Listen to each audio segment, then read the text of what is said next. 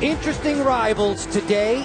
BYU, TCU, college football on versus presented by Windows 7. Joe Beninati, Kelly Stopper upstairs. Lindsay Soto working the field today. And Lindsay, this could be the last time these two teams see each other for a while. Play each other in Mountain West Conference play. It could be the last time they play each other ever. Gary Patterson has made it clear he has no intention to put BYU on his schedule once they go independent. He says it has nothing to do with being angry about them leaving the conference and everything to do with the fact that he has nothing to gain from playing them. BYU has proven to be a tough team to beat, and the pollsters have proven that they have no intention of giving TCU credit for beating them when they do. So this could be the end of the line in this rivalry that's been pretty evenly matched over the years. BYU has the overall edge 5-4, but TCU has won the last two pretty handily, Joe. Very handily, Lindsay, 70-14, as you see the series history between these two squads. And what was the word that Coach Patterson used yesterday? He said they would be stretch games for us, Utah and BYU, with respect to both of those programs, knowing how good they are. Yeah, you're absolutely right. And there really isn't a benefit to playing BYU as an independent. They can get more leverage, TCU can, if they go play someone in the Big 12 conference as an example. BYU won the toss, they deferred. TCU, surrounded by the purple-clad throng here at Amon G. Carter Stadium, will get the ball first, and that means the dangerous Jeremy Curley stands deep. Curley, 2 times first team All Mountain West when it comes to return specialists. Riley Stevenson prepared to kick it for BYU with Curley and McCoy deep. We are so glad you've tuned in today. We are underway. Curley from the 3. Leapfrogs a tackler. Quick change of direction, then brought down at the 31, a return of 28 yards on the play. Here comes TCU. Andy Dalton, the quarterback. He's a senior from Katy, Texas. His legend of victories continues to grow in remarkably efficient fashion. You look at his numbers. I mean, it's a mountain of TCU records that are piling up at his feet. Offensive coordinator Justin Fuente told us this week, when he throws with conviction, he's impressive. Yeah, make quick decisions. His accuracy is way up when he knows exactly where he wants to go with it. The quick pitch to Curley, and he is dropped in his tracks. Quickly, it was Andrew Rich making the tackle. Rich, the tackle leader for BYU. The Wranglers starting lineup. Nothing but experienced 300-pounders on the Horned Frogs O-line. Left tackle Marcus Cannon tiptoes in at 350. Backs and receivers, go ahead, pick your poison. Ed Wesley could reach 1,000 yards rushing. Jeremy Curley is some kind of fun to watch. Wesley flexes back into the backfield. Play action for Dalton. Zings one right on target for Jimmy Young. A pickup of 15. BYU defensively, the 3 down linemen are going to be an active group. Vic So'oto has been consistently solid at his end post. Cougars always have a bunch of good linebackers. Shane Hunter, Brandon Ogletree, going to see a lot of action. The secondary has to rise to the occasion. Logan and Bradley are senior corners. It's a banged-up Andrew Rich who leads the team in tackles and has already made his presence felt today. 1st and 10, the snap is high. Wesley tracks it down. And this one is huge negative yardage for the Horned Frogs, a loss of 20. Any way that BYU can get negative plays today, they will take it. And you can just see right there, Andy Dalton was not prepared to take that snap. It goes sailing over his head. Bronco Mendenhall said, in order to be successful defensively today, we have to create negative plays. Conversely, Justin Fuente, TCU said, we cannot have negative plays. There's negative play number 1. 2nd down and 1,000,000. Gary Patterson's numbers here in Fort Worth are very impressive. Dalton has 5 wides in the pattern. BYU rushes 4. Dalton with plenty of time. That one's deflected in and out of the hands, and it was almost picked off by Brian Logan. Shane Hunter did a great job, Joe, at his linebacker position, running underneath Bart Johnson, number 6. It's a good throw, but right there, the linebacker gets his hand up just at the last second. You're absolutely right. Brian Logan could have had the first huge play of this game. Dane Hunter, the senior from Idaho Falls, Idaho, nearly with a pickpocket there. On the delay, not much running room across the 30 for Matthew Tucker, a pickup of 5. Jaden Wagner getting off the pile there, gets credit for the tackle, and TCU will have to punt. And that's a huge start for BYU defensively. To get off the field without TCU really getting to drive the ball, but that one negative play led to TCU having to punt on drive number 1. Anson Kelton at 6'4" and 280, the punter. J.D. Fallslev, there you see him, 16, waiting for it for BYU. This is a bomb. Fallslev takes it at his 12. Has some running room. Across the 30 and near the 35-yard line, a return of 23 yards. BYU in this scoreless game gets its first touch offensively. After an injury to Riley Nelson, quarterback Jake Heaps has the controls way ahead of schedule. He's the prized recruit out of Skyline High School in the state of Washington. Youngster has a very good throwing motion. Bronco Mendenhall calls him a very teachable and humble young man. He brings him to the line of scrimmage on 1st and 10. J.J. DeLuigi tracked down swiftly. Jason Teague knifing in. It's a loss of 4. The Wranglers starting lineup. The O-line shows its teeth from time to time. Left tackle Matt Reynolds upholds a family tradition at BYU. Backs and receivers, DeLuigi's developed into a big playmaker. 2nd down and 14. The freshman Heaps to the line of scrimmage, changing the play. Correa and DeLuigi with him in the backfield. 2nd and long. Like some trouble there with the exchange. DeLuigi gets bumped immediately. Tanner Brock and Wayne Daniels combining on the tackle. Defensively for TCU, the front 4, a real handful. On the end, it's Wayne Daniels who leads the Mountain West in tackles for a loss. Just 2 backers, they're busy bees. Carter and Brock will be everywhere. They throw 5 at you in the secondary. Just watch safety Colin Jones. He tracks the ball carrier all day long. 3rd down and long. A chance for TCU perhaps to pin its ears back early. They rush 4. Heaps slings it out into the flat.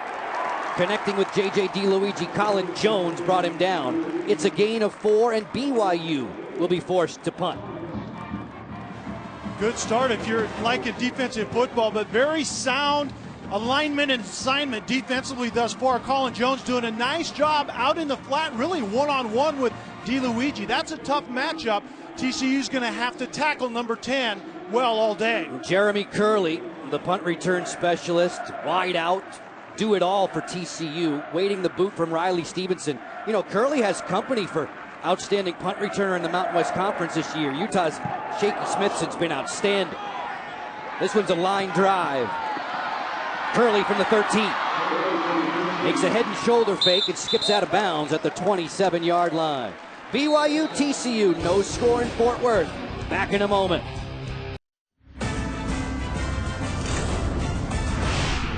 Quite frankly, from my seat as being the head coach, I was not having enough influence, not being able to stand shoulder to shoulder, arm in arm, and have the players see maybe the work ethic and the modeling that I'd like to show, what I see that our team really needs.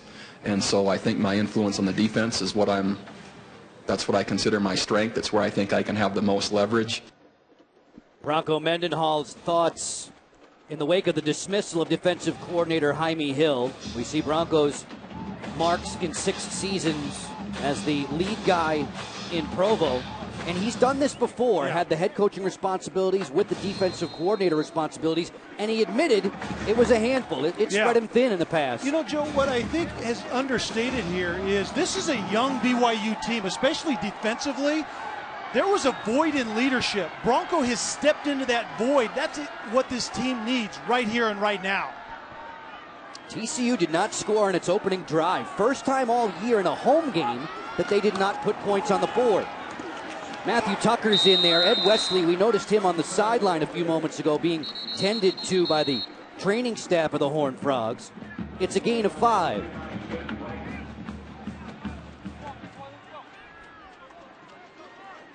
Kyle Dooley, the left guard for TCU, is down on this play, and I think that's what TCU has stayed relatively healthy up to this point in time in the year. And when you're on the grind of a championship type season, what they want this to be, that's one ingredient that has to be there. You have to stay healthy as a football team. Head coach Patterson walking out to check on Kyle Dooley, a junior from Nebraska. Second full season as a starter. They refer to him affectionately as a plow horse.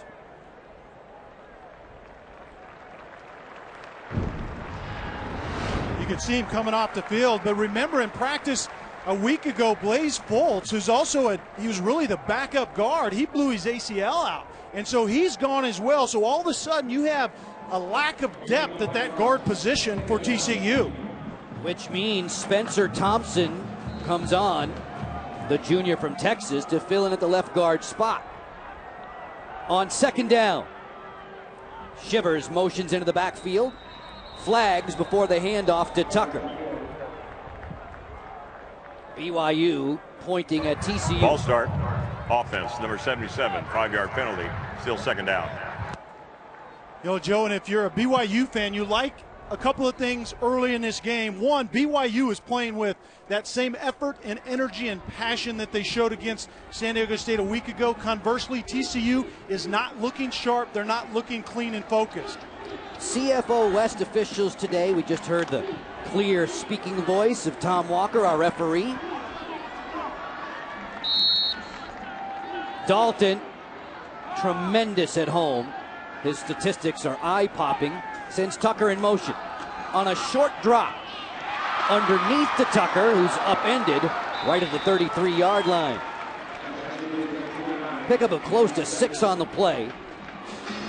And we understand from discussions with the TCU coaches, all the backs are good at catching the football out of the backfield. Yeah, Justin Fuente, the offensive coordinator, talked about it doesn't matter who's in there. Passing game-wise, they all get it. They do have a slightly different skill set, but the main thing is they carry out their assignment and do it very, very well. 3rd down and 4 for the Horned Frogs. Their second offensive possession. We're scoreless and approaching the 6-minute mark in quarter 1. Some option football here. A pitch to Wesley. Spun around and dragged down by Andrew Rich, who's been all over the tackle sheet today. A gain of close to 4 there as we visit with Lindsay Soto. Guys, that was Ed Wesley's first play back in the game since he ran down that high snap. He spent the rest of that last series on the sideline with his right shoe off. He got his right big toe taped. Just the trainers, no doctors called over, so that a good sign, but something to keep an eye on as we move forward in this game. Lindsay, that's a great report because Wesley is kind of that slasher and glider for this offense. Tucker's more of a pounder, but if he loses the ability of that big toe, the slashing and gliding goes way downhill. Out of a 2 tight end set, here comes Wesley, and he's dragged down by Shane Hunter, a sure-handed tackle after a pickup of 2. Something to keep an eye on early in this game is kind of the chess match between the offense of TCU and then Bronco Mendenhall defensively for BYU. TCU wants to run the football. That's really their MO offensively, and then the play-action passing game off of that. Stay out of the negative plays. Bronco Mendenhall wants to take more chances, kind of a zone blitz scheme. TCU needs to be patient at the quarterback position, finding those voids in that zone for BYU. And Kelly, you're right. These are coaches and coordinators who know each other very well playing that game of cat and mouse. Good slide move by Wesley, but right into the waiting arms of Ethan Manomalayuna, Brandon Ogletree in there. This BYU defense in the early portion of the season was being run over.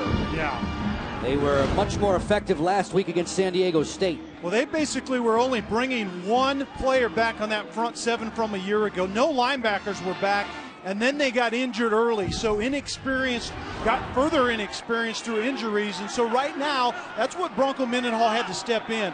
Let these defensive guys see them in the huddle every day in practice. And that's the main matchup we're watching there graphically. TCU's dominant run game. Dalton throws just off the hands of his intended target. Looking for Bart Johnson, who has a catch in 28 straight games. Carter Mees was there defensively for BYU. And that's another good sign. Carter Mees is that free safety opposite of Andrew Rich. Andrew Rich Rich is down in the hole a little bit right there, but you drive that throw in there. If you're Andy Dalton, that ball has to be caught. Defenses ruled today to this point, past the midway mark of the opening quarter. Kelton, his second punt. This one's dragging its tail. Fallslev with a fair catch. He makes it at the 16. BYU and TCU scoreless to this point. We'll get you back to Fort Worth in just a few moments. No score in this one. BYU, TCU playing a little alphabet soup today. Lindsey Soto, the Horned Frogs have been nicked a couple of times already. Yeah, left guard Kyle Dooley, who we saw helped off the field earlier, I've just learned he will not return. He has a left knee injury. He's sitting on the trainer's table with ice on that knee right now. I said with Wesley that they only called the trainers over, not the doctors. The orthopedists are over talking to him, including Dr. Milne, who is a BYU grad. No split allegiances, Lindsey. None. BYU has the football on the road in white. Cougars a mark of 2-4 overall, 1-1 in Mountain West Conference play. Heaps keeps it on the ground for the man they nicknamed Juice, Josh Quezada, tracked down by Corey Grant. Well, BYU's running game is going to need some juice, and I don't know if it's Quezada or somebody else, but Gary Patterson, item number one defensively for TCU, smother the run and make Jake Heaps throw the football in order to move the ball and win this game. And right now, BYU is getting nothing in the run game. Pretty cautious approach first half of this first quarter. Play action. Heaps throws it into the flat for the fullback Mike Haig, who gathers in and picks up 5, rolling out of bounds. Kelly, you watch this young man warm up. He has a cannon of an arm at a very young age. Oh yeah, he spins it really well, Joe. It's pretty fun to watch, but it's just when he gets the things between his ears a little bit, gains a little more confidence, experience, he's going to be a special player. Tested now, 3rd and 6, deep in his own territory. Little pump fake. Floats it in the flat. It's just deflected down and falls innocently. Tank Carter was launching himself looking for an interception. What BYU was trying to set up, another play just to protect the young quarterback. You can see number 10 to the right, DeLuigi, getting out on the screen, and 76 Brandon Hansen is trying to get up in front of him, but it wasn't well timed. It wasn't in sync. That ball popped up in the air. Jake Heaps was fortunate it got to the ground. Curley poised to take this one, standing at his own 40. Sophomore punter Riley Stevenson to hit it. This one's off the side of his foot. It knuckles. Oh, what a catch that was. Curley grabs it at the 50. Shows a little shake and bake and dances out of bounds with it.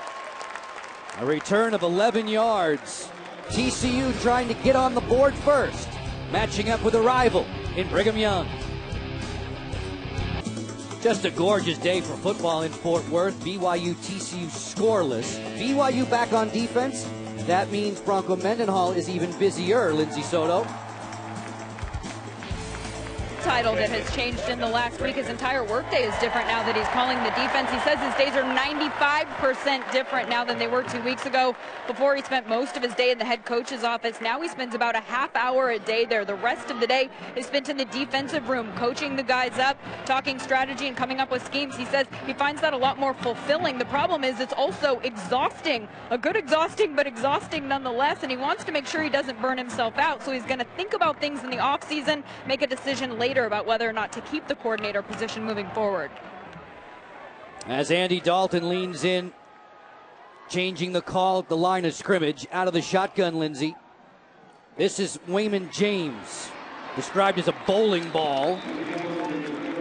Bounding down inside the 40. Tackle made by Jordan Richardson. You know, Lindsey was just discussing Broncos Day. He's talking about Jordan Richardson, saying he's completely trustworthy now. Manu Maliun is a bit banged up with a sore shoulder. And I think Richardson right now, playing in the middle at that nose tackle position, is giving Bronco Mendenhall what he really needs up front. They have to anchor against the run without getting any guys out of the secondary and run support. Because remember, TCU has a menagerie of weapons out wide. James in motion, Dalton to throw. On time and on target for Josh Boyce. Ryan Logan makes the tackle as we send you back to College Football Central. Let's check in with Kevin Frazier.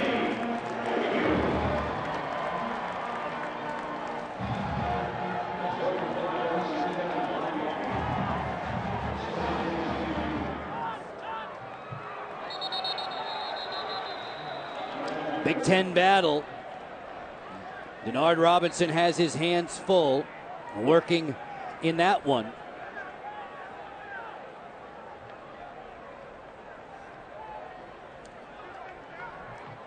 Here we are scoreless with 4.5 to go in the opening quarter. Offsides, defense, number 94, by contact, 5-yard penalty, still first down.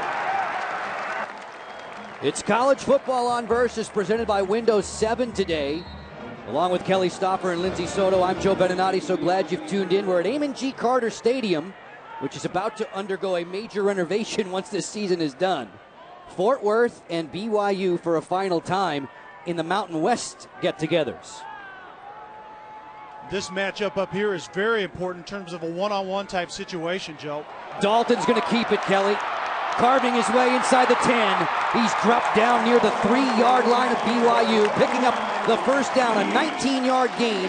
Ogletree and Bradley stop the TCU quarterback. Well, when TCU goes to 5 wides, the one thing it does, it thins the defense out, and then Andy Dalton is not a real pretty runner, but he is very efficient, and there was nobody really at that second level because they were thinned out wide to play those 5 wides for TCU. Inside the red zone, efficient to say the least. Wow. Among the 12 best in the bowl subdivision, they work out of the eye. 2 tight end set. Tucker tripped up. It was Ogletree getting in there swiftly. The man they call the Hammer in Provo. And deep in the red zone for the first time. That time, TCU really condensed things from a formation standpoint. They went double tight, 2 backs, and just tried to pound it up in there on a defensive front for BYU that really has given up a lot of yards, but they're playing very, very well so far today. And you know Brandon Ogletree's fired up for this one. A Texas native coming back to play near his hometown. First back through. Ooh. Shivers took a knock. Shane Hunter straightened him up. Whenever Luke Shivers touches the ball, good things happen. In his career prior to that, 6 TDs and 12 touches. The defensive line is doing a good job of occupying the line of scrimmage, and those linebackers that you've been naming, and Ogletree, Shane Hunter, are making very, very good plays close to the line of scrimmage. Another good sign for BYU's defense. Wesley and Tucker are both in the backfield with Dalton. Antoine Hicks is flanked out to the wide side of the field. Play action, Dalton floats this one and it hits a defender in the back. Running there was Ogletree, had that one bounce off of his wallet.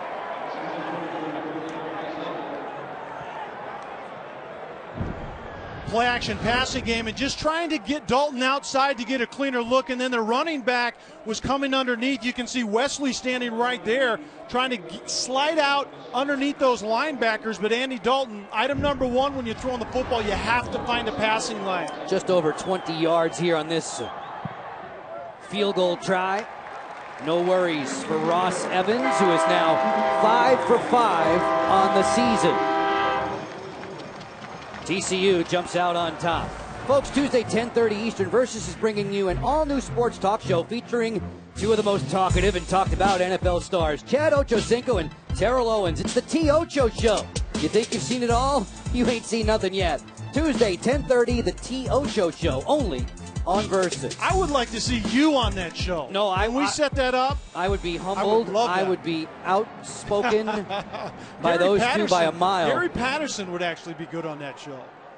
Always quick with a quip, Yep. yes. Playing his guitar, singing a little bit. How about that with Tio and Ochocinco? Wouldn't that look good? One way that the coach says he can keep himself sane during the week by playing that guitar. Kevin Sharples will kick this one off for TCU.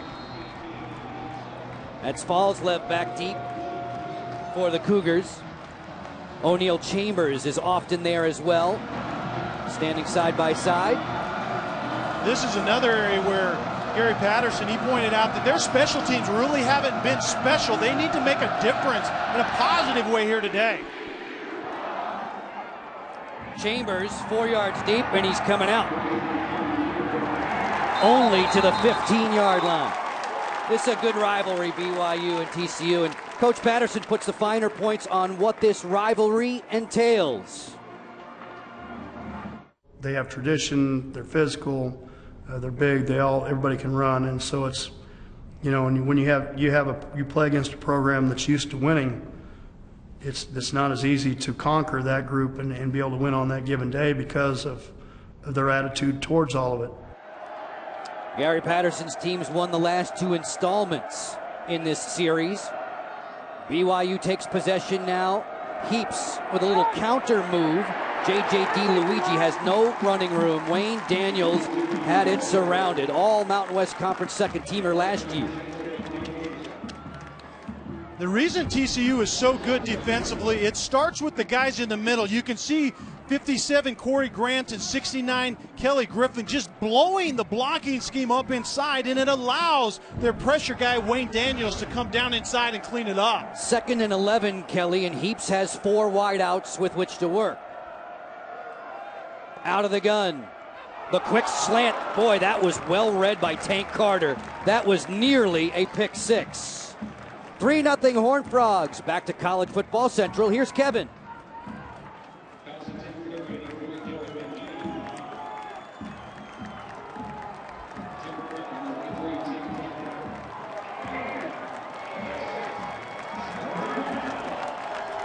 That's always a tough matchup for the Bears. Just over 90 seconds left in this opening frame, and 1 lone field goal from Ross Evans, giving TCU the advantage. Heaps sprinting away, puts this one over the head of Takarin Cuba, who is the only man close by. Maponga was putting on some heat. They say some good things about that redshirt freshman. TCU's a defensive front that likes to play a lot of games up inside, and you watch this stunt. You're going to get outside here and then inside here to create a different launching point, and it's a defensive end coming inside that actually ends up chasing Heaps a little bit, and then you have a defensive tackle coming off inside as well. TCU does a lot of movement before the snap on the line of scrimmage. And everyone who plays BYU talks about their offensive line and the splits that they take. Massive splits. Maybe you can document that as the game goes along. This one bounds away from Jeremy Curley. It'll be touchdown inside of the 34-yard line. That's where TCU will take over. Friends, this season, Versus.com is your home for college football. Log on, select the winners of all the key games in the College Pick'em. See how you stack up against studio analyst Roland Williams. Get completely connected with the Versus College Football app for your iPhone or Android. You can track live game scores, stats, even video updates. It's Versus.com, your home for college football. We just heard from Kevin Frazier a few moments ago. Good to have him and Roland Williams and Jeremy Bloom back at College Football Central. They'll be keeping an eye on the goings-on around the nation today. Some big ball games on the slate, including this TCU-BYU matchup for Andy Dalton and friends.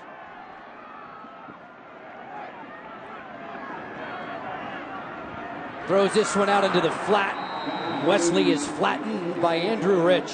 Easy to see why he's BYU's lead tackler. He is a ball hawk. Yeah, he does a good job of reading and diagnosing quickly, and he's going to have a good day tackling, just like Brian Logan is going to have a good day playing one-on-one coverage at times and allow the other 9 defenders to be used to stop this attack by TCU. Bronco Mendenhall was talking about disrupting the TCU offense.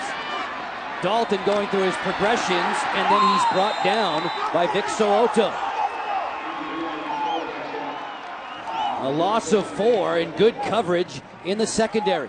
Joe, and that's exactly it. It's the coverage in the secondary. Look at all of these defenders are at least 7 or 8, sometimes 10 yards deep from the line of scrimmage. Right now, BYU is playing soft and forcing Andy Dalton to find someone in a zone, and right now there just isn't anyone open. Playing great coverage on BYU's side of the field. Doing fabulous work against the high-powered Horned Frogs, who are mighty at home. Dalton unleashes this one, connecting for first down yardage. That was a strike to Bart Johnson, a pickup of 17. We are done with one in Fort Worth. Dalton and the Horned Frogs on top by 3. Plenty of color and pageantry at Amon G. Carter Stadium. It's the Horned Frogs and the Cougars getting after each other once again. TCU on top 3-0 after 15 minutes of play before we start the second quarter. The athletic department for the Horned Frogs having success all the way around. Lindsay Soto sheds more light. Yeah, Joe, the TCU and Florida were the only schools to go to a BCS game and the College World Series last year. The Horned Frogs made it all the way to the semis in Omaha, and that baseball team was just introduced to a rousing ovation from the crowd here during the break. The team led by Jim Schlossnagel. That was easy for me to say. Matt Perk, their sophomore pitcher, could be the #1 overall pick this year. He's back. UCLA Bruins knocked off TCU in the College World Series. Andy Dalton and the football boys are very big supporters of that team, vice versa. Straight ahead, it's Wesley shuffling his feet inside the BYU 40. Best run of the day for Wesley. It's a pickup of 16. This is what TCU is going to have to do with BYU playing so soft defensively.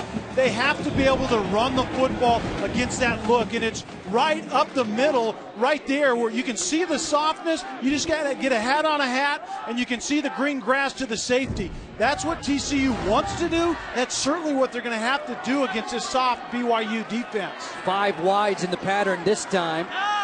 Wesley shifts back to his running back position. They run option. Dalton keeps and fidgets down near the 37. Austin Jorgensen will get credit for the tackle.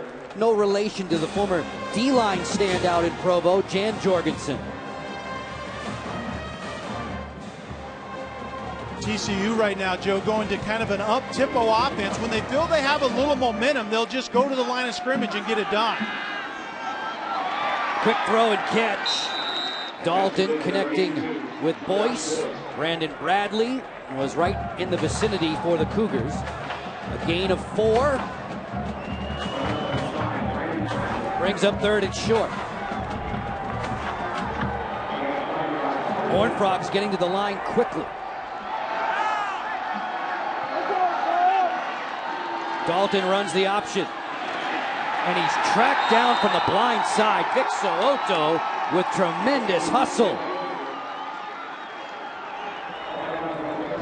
TCU likes to do what they call a speed option. Just immediately go to the in man on the line of scrimmage, and So'oto actually forced what they call a read where he should have pitched the ball, but the pitch man was covered like a blanket as well, so there was nowhere to go with that football. And then Kelly, Gary Patterson's squad appeared to be going for it on 4th down. BYU assessed that quickly and asked for a timeout. Next Saturday on the Mountain, it's a football triple-header. It starts noon Mountain Time. Wyoming and BYU will battle in Provo. Then at 4, Utah plays host to Colorado State. And at 8, San Diego State, New Mexico squaring off in Albuquerque. It's live Mountain West football next Saturday at noon, Mountain Time in high definition, only on the Mountain where the West is won. Yeah, Joe, going for it right here on 4th down, 4th and about 5. I think is a good decision if TCU does in fact go for it. You don't gain much when you punt the football. As you can see right there, they're very efficient on 4th down as well, but they're in that kind of tweener area down in distance-wise and on the field where you don't gain much by punting this football. Both teams have huddled up, and we're ready to go on 4th and 5. BYU showing blitz. Dalton checking with the sideline. Empty backfield once again. The last time they were in this, Andy Dalton gained about 15 yards.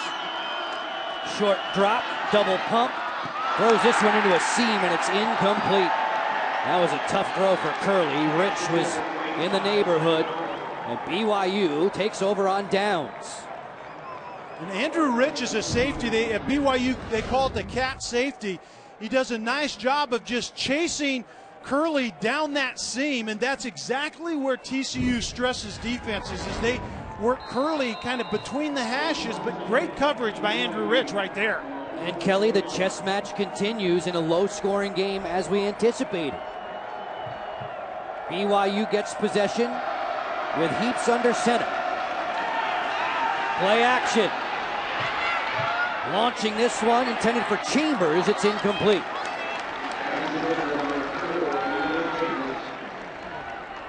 Elijah Olabode was running in coverage. We'll see a lot of number 6 in the purple in that cornerback rotation. BYU is going 2 back, 2 tight end, and this is basically their muscle up type of formation. It's looking like they want a concerted effort to try to establish that run.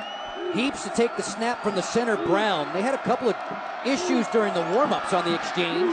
Ryan Correa rumbles his way across the 42. Karen Cuba took him down, but not before Correa bags 9 yards. Joe, Correa is that physical element in BYU's run game. BYU has had some big backs in recent past, and they don't really have that out of DeLuigi. Correa has to bring that physical presence in the run game. BYU trying to convert its first 3rd down of the day. First back through is Haig, and he appears to have the first down. Daniels collars him. Robert and I, the offensive coordinator for BYU, said they would get the ball into Haig's hands today. And Haig is once again one of those big backs, which BYU likes. They just don't really have that. Their main touch guy in the run game is DeLuigi. He's a little undersized. They would like to get more size at that running back position. There isn't a Manasseh Tongo or Fui Vakapuna back there this year. Not that size. On 1st and 10. Heaps going through his reads, and he is sacked. Corey Grant introducing himself to the freshman.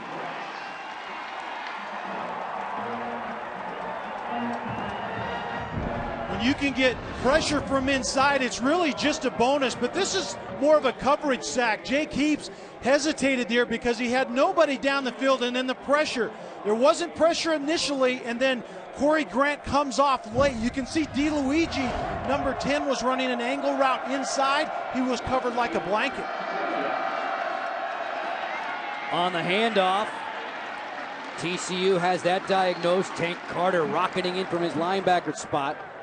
Remember, this is a Horned Frog team that's working on back-to-back shutouts, Kelly, for the first time since the mid-50s. You know, this defense has become really statistically the best defense in FBS, but somewhat quietly. They don't really have that superstar Jerry Hughes, Darrell Washington. They have a lot of guys that make tackles. They have Daniels that does get to the quarterback, but a lot of guys are effective. 3rd down, let's call it 16 for Heaps. It's noisy in Fort Worth. Screen to DeLuigi. Scampers by 1, then he's tracked down by Stanley Mapanga, who's getting better every day for Gary Patterson. And DeLuigi comes off hobbling. Yeah, Mapanga was doing a nice job really running from the defensive in position, doing a good job of chasing DeLuigi down, and you can see Mapanga makes the play right there on that right ankle.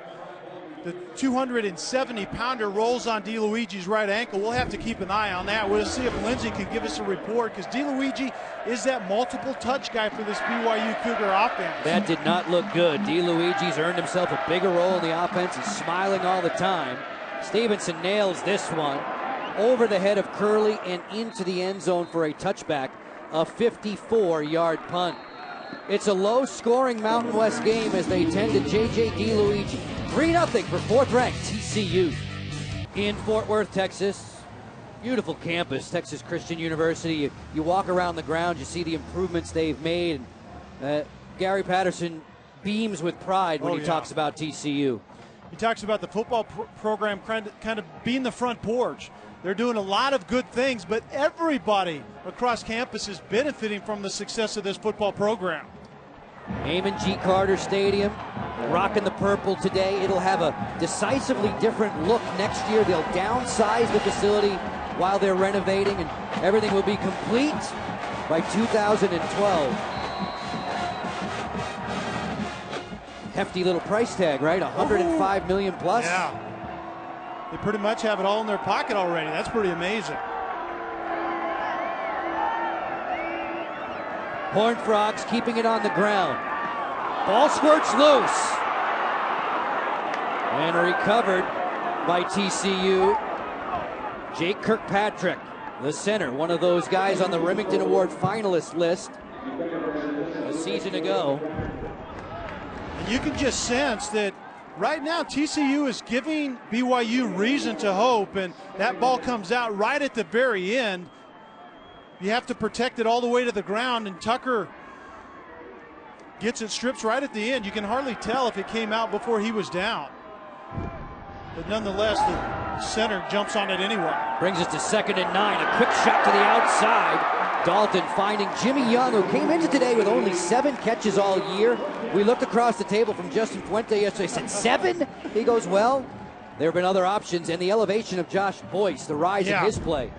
And Jimmy Young has had big days the last 2 years against BYU. A good job of coming back to the football. Brian Logan had great coverage, but the receiver, when you can work back to the quarterback and snatch it with your hands, that's the key. Senior from Louisiana. Jimmy Young's actually a grad student.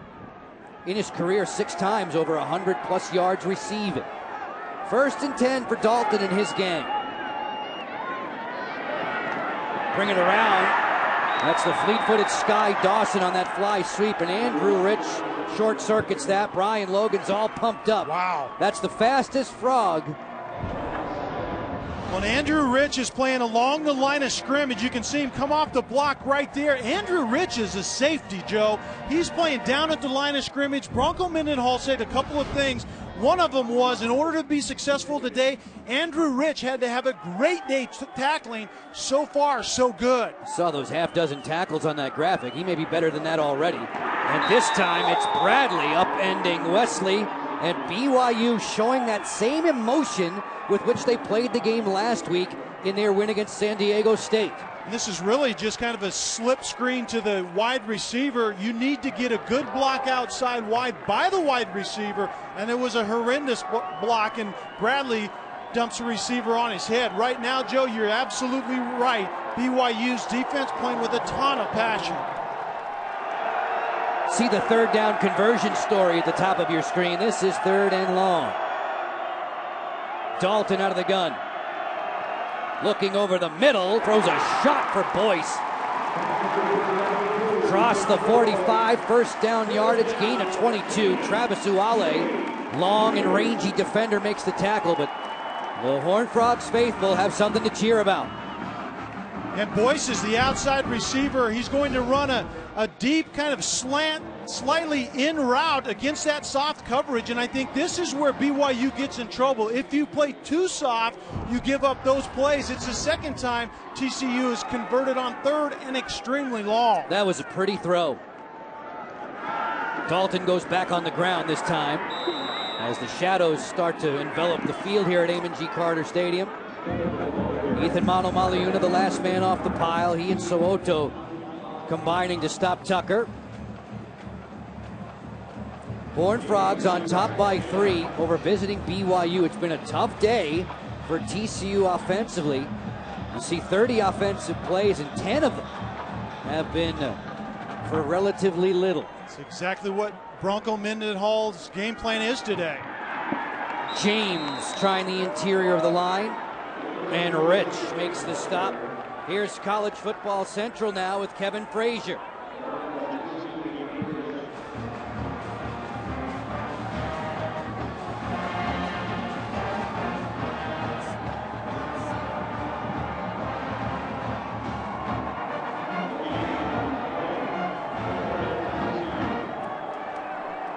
Well, here's a little secret, Kev. We got to take your word for it because we can't see it. We can hear you, but we can't see it.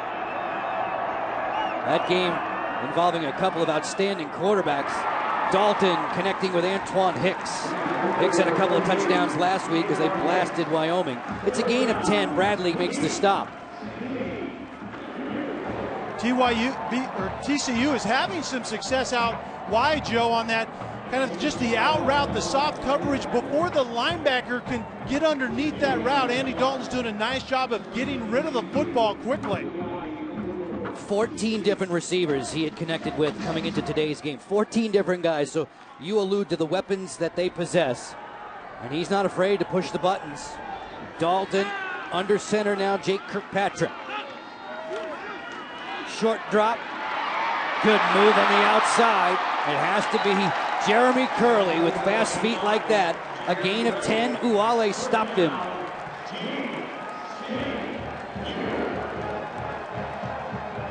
Jeremy Curley is that guy that you have to get touches to, and he's outside. Look at the softness right there that Brian Logan is playing with. This is just pitch and catch. As long as the ball is on time, you get your guy the ball in space to make a move, and Curley is your guy if you want a move made, Joe. No doubt. Logan, difficult assignment throughout the day as Curley is flanked out wide once more. Logan Brock through the formation in motion. Wesley hammers it up inside. Matt Putnam gets an arm on him after a pickup of 5. Putnam missed most of the training camp, making sure he was getting his academics up to speed. Both head coaches today, Mendenhall and Patterson, wig-wagging defensive signals in, calling their defensive sets. And both defenses really playing extremely well thus far. And TCU's finding something on this drive. Getting the ball outside against soft coverage has been good for them. 2nd and 5. Dalton lobs this one to the pylon. Incomplete, looking for Boyce, who they say has grown up physically and mentally. TCU, 4th ranked in the land, leading BYU 3-0. Final time they'll get together in Mountain West Conference play, along with Kelly Stoffer and Lindsey Soto. I'm Joe Beninati. This is College Football on Versus, presented by Windows 7. We're here at Amon G. Carter Stadium in Fort Worth. Dalton looking over the BYU defense from the shotgun on 3rd down. Sacked! Drilled from the blind side. Corby Eason untouched. Corby Eason is really a guy that's come on at that corner position. He's out here wide. When you're on this hash to the short side of the field, you have to pay attention to the backside corner. The quarterback, Andy Dalton, did not do that. You just have to take a quick glance. Even though you're throwing the ball to the other side, you have to be aware of that corner. Eason, they love his intangibles. TCU has the punter out there, Anson Kelton. 5 punts against Colorado State. That's his high for a single game this year. He's well on his way to that and more today, as Andrew Delay Rich game. will drop back. Offense. TCU takes the delay of game, Still 4th down.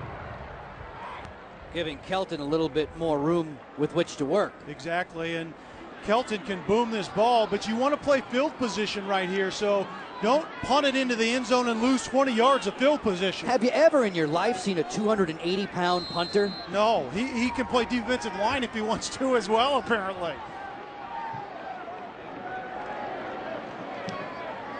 Shanks this one, but it gets a very fortunate bounce. It's not how. From the 9, BYU takes over when we get you back to Fort Worth, Texas. In the Lone Star State, TCU 3-0 over BYU. BYU going independent next year. That makes things interesting for the athletic director of BYU, Tom Holmoe, standing by with Lindsey Soto. Yes, and his biggest change, I guess, in job title at this point has been trying to lock down the schedule. Is there anything new on that?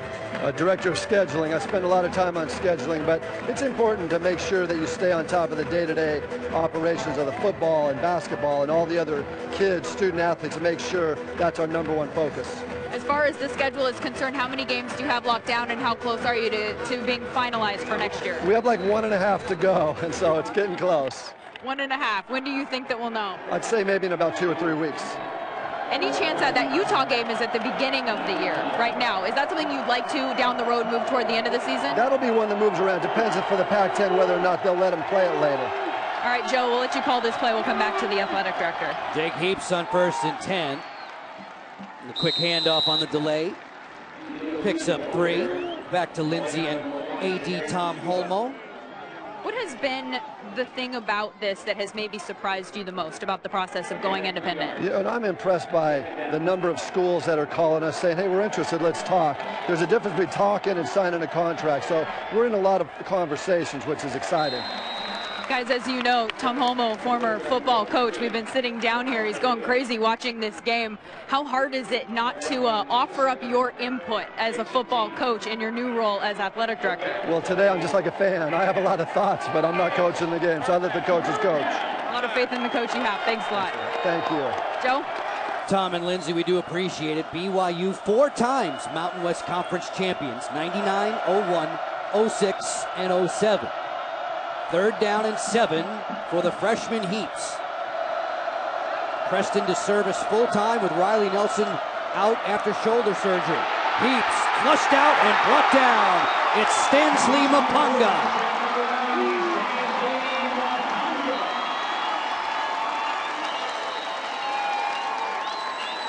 And this is a young quarterback making a mistake. When you're backed up close to your end zone, this ball has to come out. That's a coverage sack.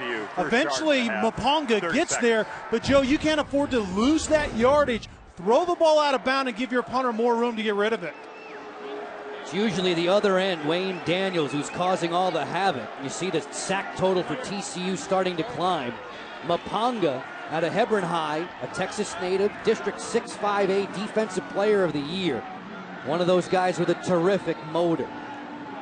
Well, Wayne Daniels' #1 job in getting pressure. Now he has the reputation, so a lot of blocking scheme is focused on him, and Mapanga is the beneficiary of that. He's getting one-on-one coverage, and you have to beat that protection, and he's doing a good job today. You can see the danger signs flashing right now for the punter, Riley Stevenson. Jeremy Curley should get this close to midfield. Good boot. Driving Curley back inside the TCU 40. Curley angling straight ahead and brought down inside of BYU territory. Horned Frogs have the possession again. We'll bring you back to Amon G. Carter Stadium after these words. I'll bet it is. Well, he's a thinker. Yeah. He's also a flip-flopper, by the way. He flip-flops more than a fish I caught up in Yellowstone National Park over the summer. And it's not like you to call anybody out on the air. No. Not you. No, we'll debate that in a couple of weeks. I'll be in there to visit O'Rowe, and we'll have to have that one out. Doubleheader action of college football on Versus presented by Windows 7. BYU asking for a timeout. Later on tonight, Arizona and Washington State will hook up.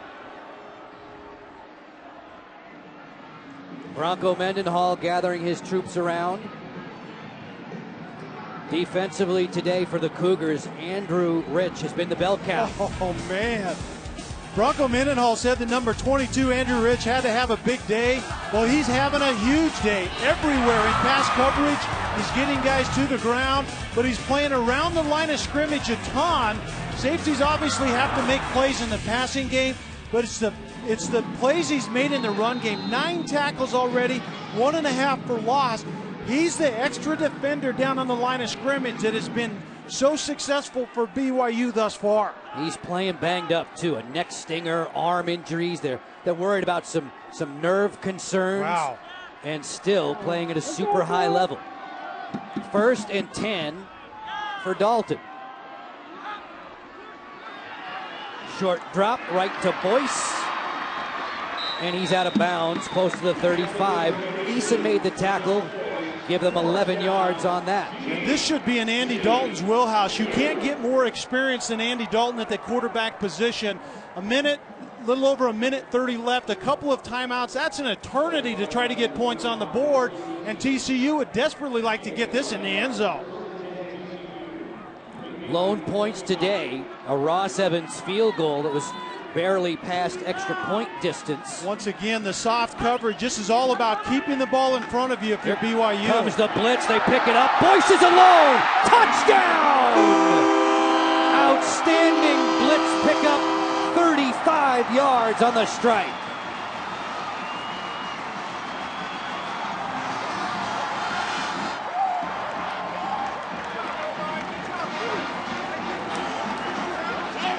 Bronco said they would have to gamble. They sent a lot of people there on the blitz, and TCU read it beautifully. Yeah, when you gamble, you have to hit your target, and BYU was a little late.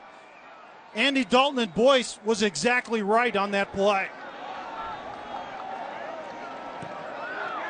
Evans with a point after try right down the middle. TCU's lead grows to 10. Getting very late in this opening half. Josh Boyce, a redshirt freshman, coming on like gangbusters in the last few weeks. Well, BYU has the soft coverage that I pointed out, but this receiver is going to come down and occupy this safety, and Boyce is basically going to have one-on-one to the post. As a quarterback, Andy Dalton says, this is middle open, this is stealing, this is like taking candy from a baby. Boyce runs a good route, and the veteran quarterback in Dalton finds him in stride. A little hip bump celebration for the Horned Frogs. Don't break the LT out, though. Remember, Wesley last week, he got in trouble for celebrating the end zone. Boyce learning from Wesley's mistake a week ago. Falls Levin Chambers back deep for BYU. How about the description of Boyce? He's a young man in a grown man's body. How about that? You can see it. When he matures a little bit in terms of the nuances of the game, he has the ability to be a very special receiver.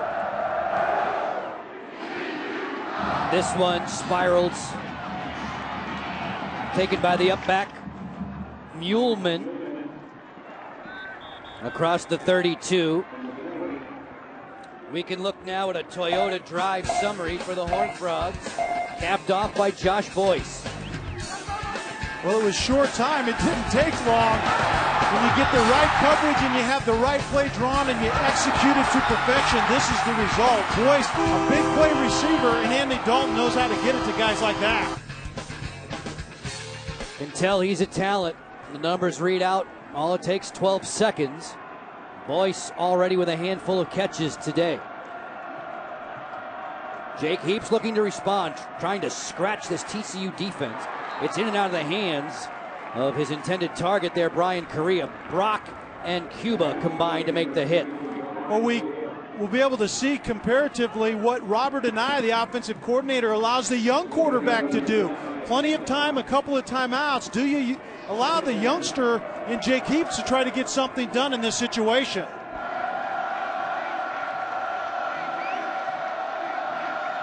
Second down for Heaps.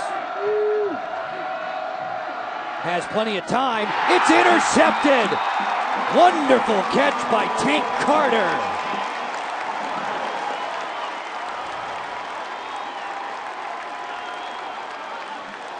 TCU is playing a soft coverage, kind of a two deep, two safeties over the top, and Tank Carter probably has a running back in coverage if a running back would come out.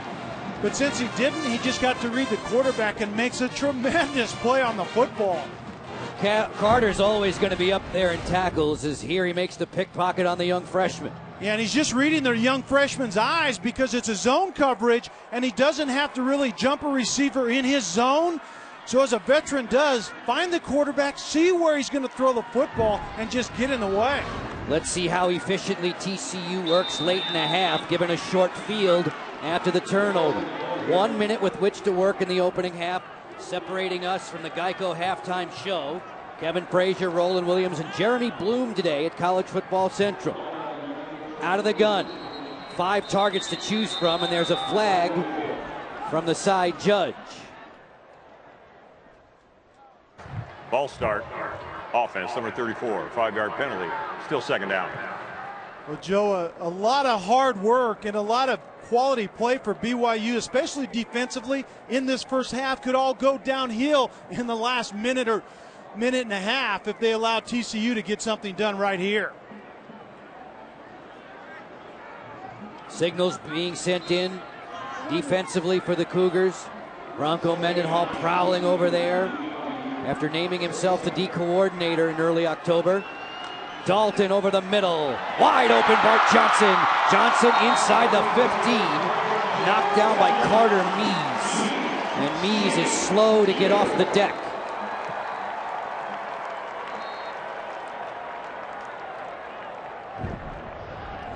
Remember last time they tried to get downfield with the outside guy. Watch the safeties now trying to get over the top to help. That's a good job to try to work inside right now, and that's what TCU does with Bart Johnson.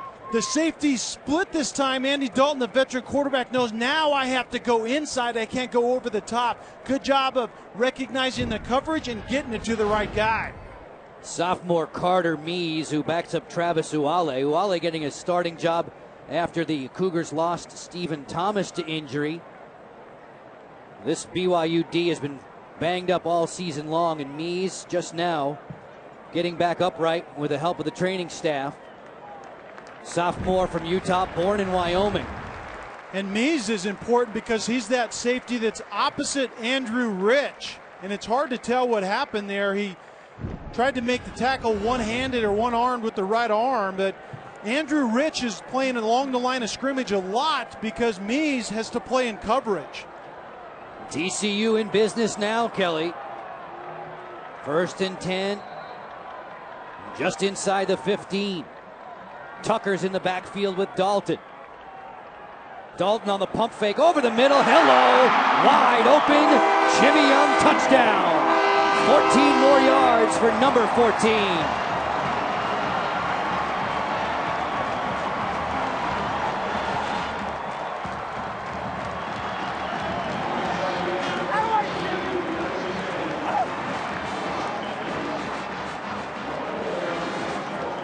Joe, that's what happens when BYU has to play too many guys in the secondary.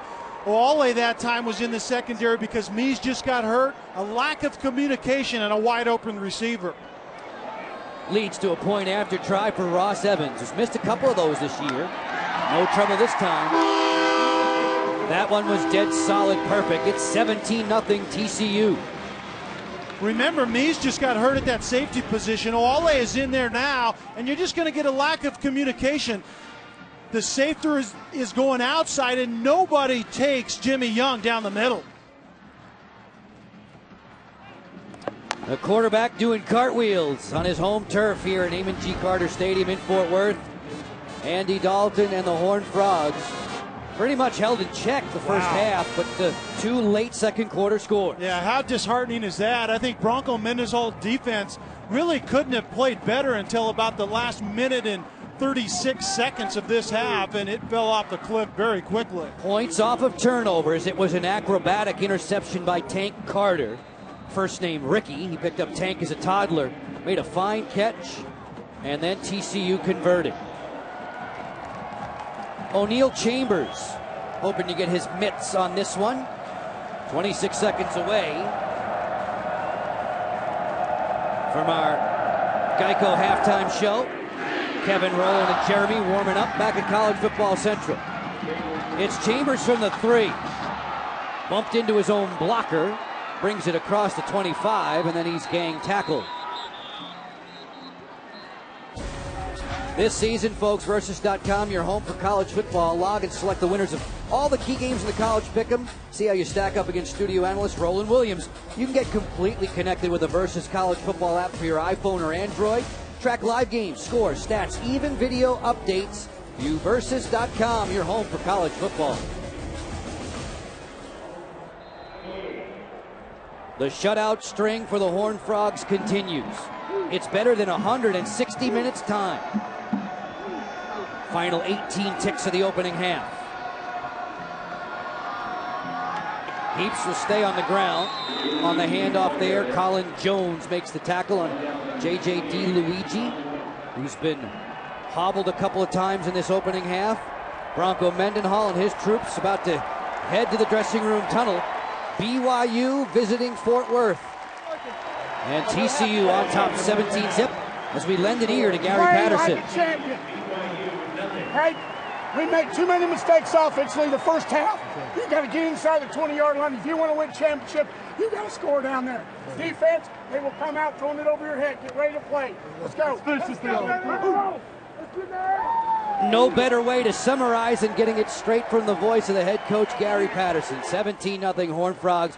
We send you back to College Football Central. Kevin, Roland, and Jeremy. Huge momentum shift there at the end of the half. How did things change so quickly? Well, we got a turnover. We got a big return. You know, we haven't played well in the red zone. We've got to block people. Didn't play with a lot of passion. Defensively, we've been happy.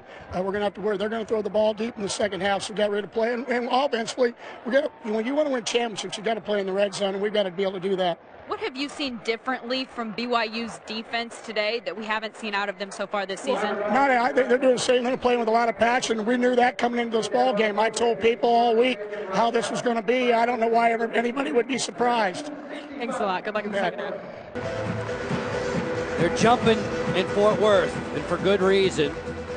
The TCU Horned Frogs 6-0, 2-0 in Mountain West Conference play. They were the unanimous favorite to win the Mountain West in the preseason voting. There are 4 Mountain West Conference games going on today, and tonight UNLV, the lone squad that has the afternoon and evening off. Muleman's jumping up and down. He wants to get his hands on it.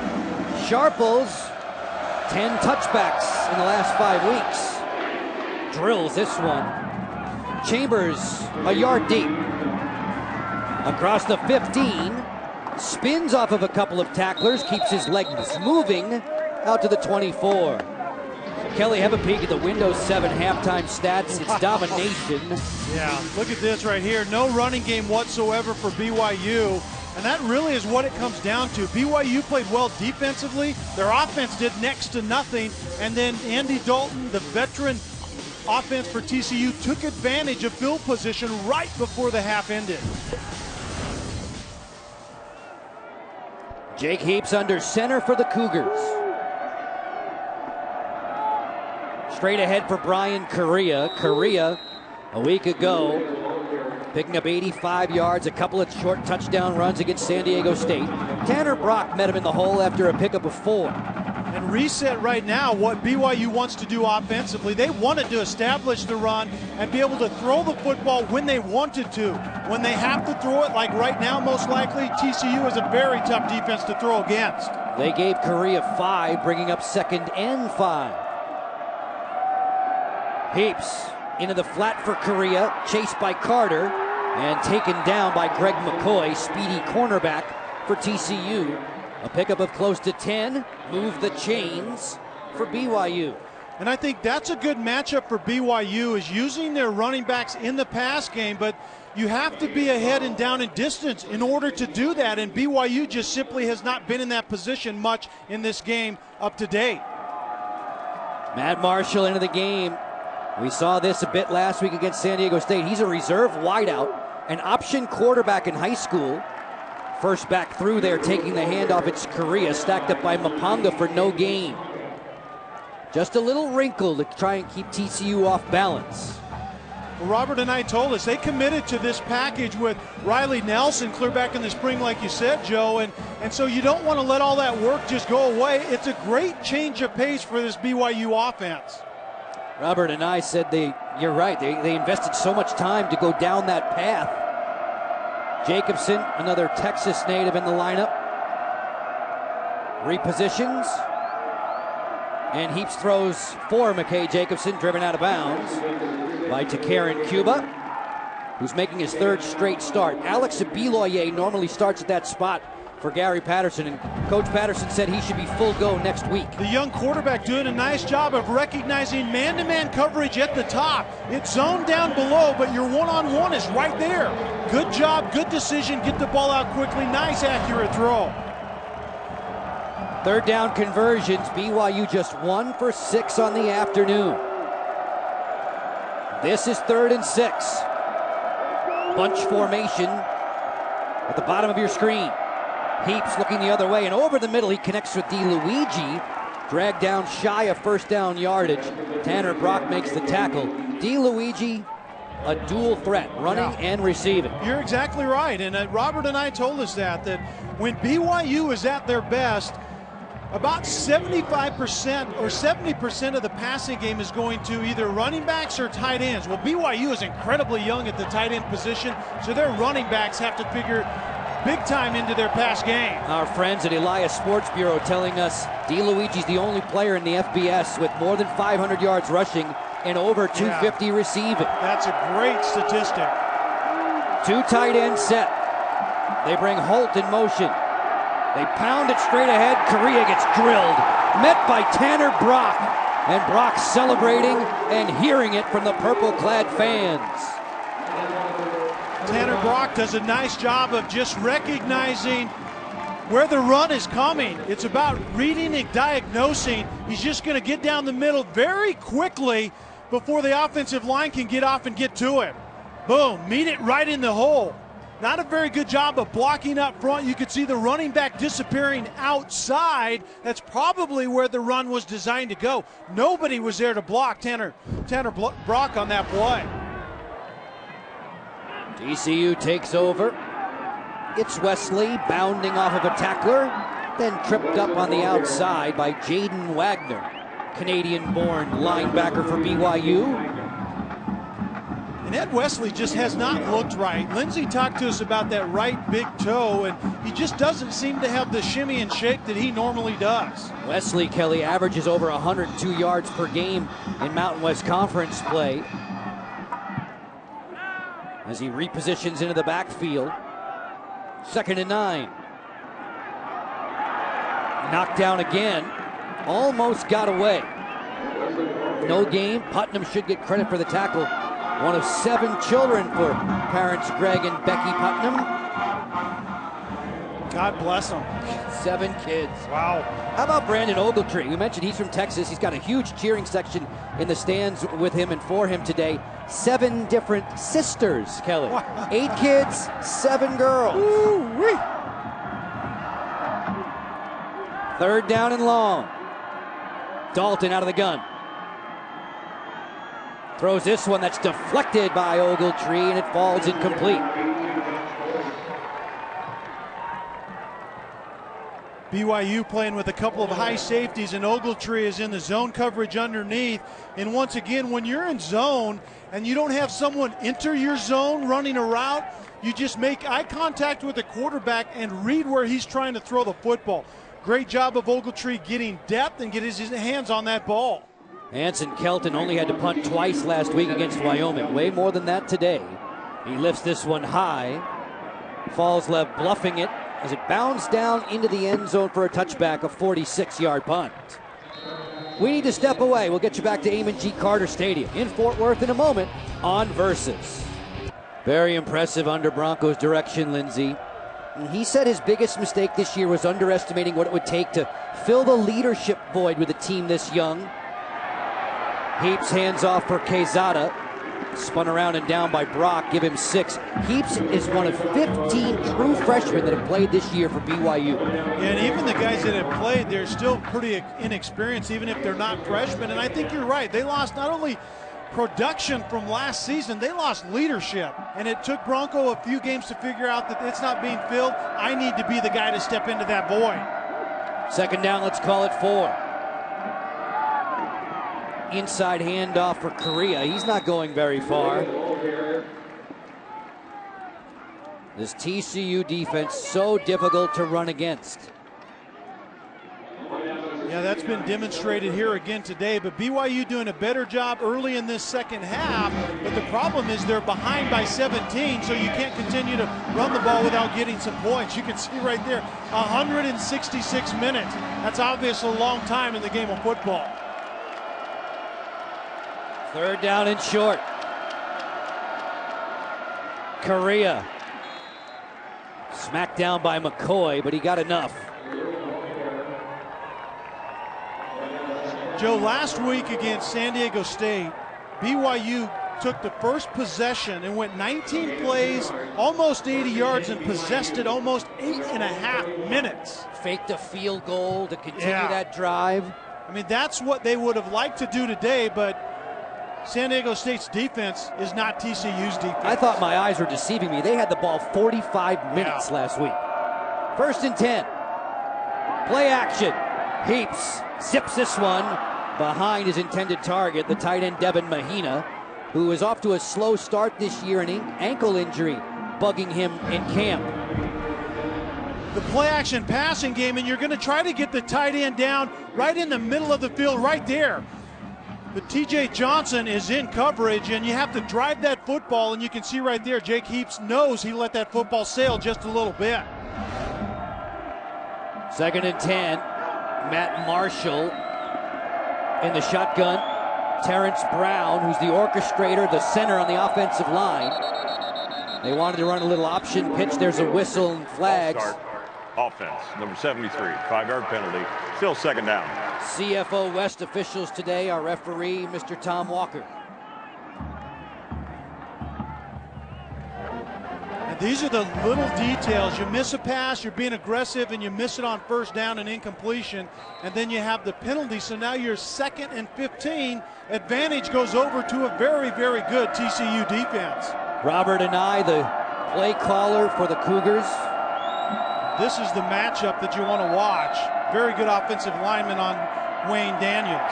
Heaps makes his read and then throws it over the head of Marcus Matthews, one of many different tight ends who are trying to fill the void left by Dennis Pitta.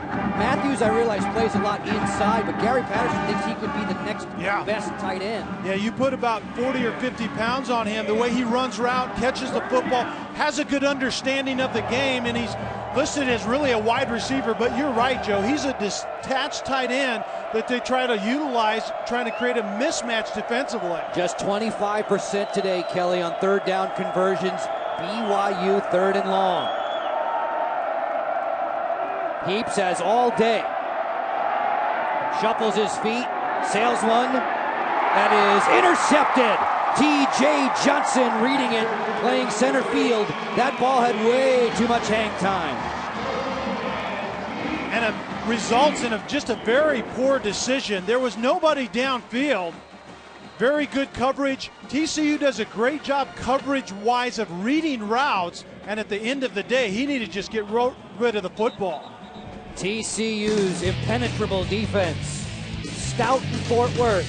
Johnson reading the play for the pick in Carter Stadium. Out of a 2 tight end set, Dalton on the play action to throw, and he has his man. He threw a strike for Josh Boyce. Logan bumps him down, but it's a pickup of close to 15 yards for the Horned Frogs. Yeah, Boyce, Joe, is a very, very nice looking receiver at 6 foot, over 200 pounds, and just runs like the wind. And what a great thing for the quarterback to be able to run essentially a one-man route, get him outside, and catch the football. You can see Jake Heaps right there just not having a great day. The 2 interceptions both represent pretty bad decisions. But if he's watching the field now, he can watch the senior Andy Dalton operate and do so efficiently and smoothly.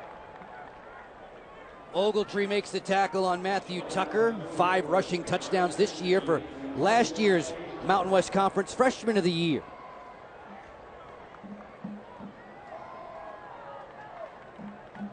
Halfway through quarter number 3. It was 17-0 TCU at the break.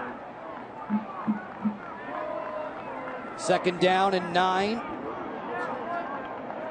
Dalton with 5 wides.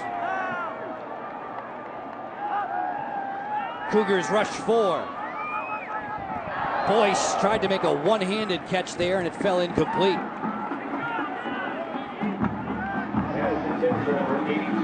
Schematically, this is what worked for BYU in the first half, is they're playing soft, they're playing with 2 high safeties most of the time, and they're making Andy Dalton and his 5 receivers in that case try to find those voids and be efficient. For a long time in the first half, Joe, this offense was not efficient.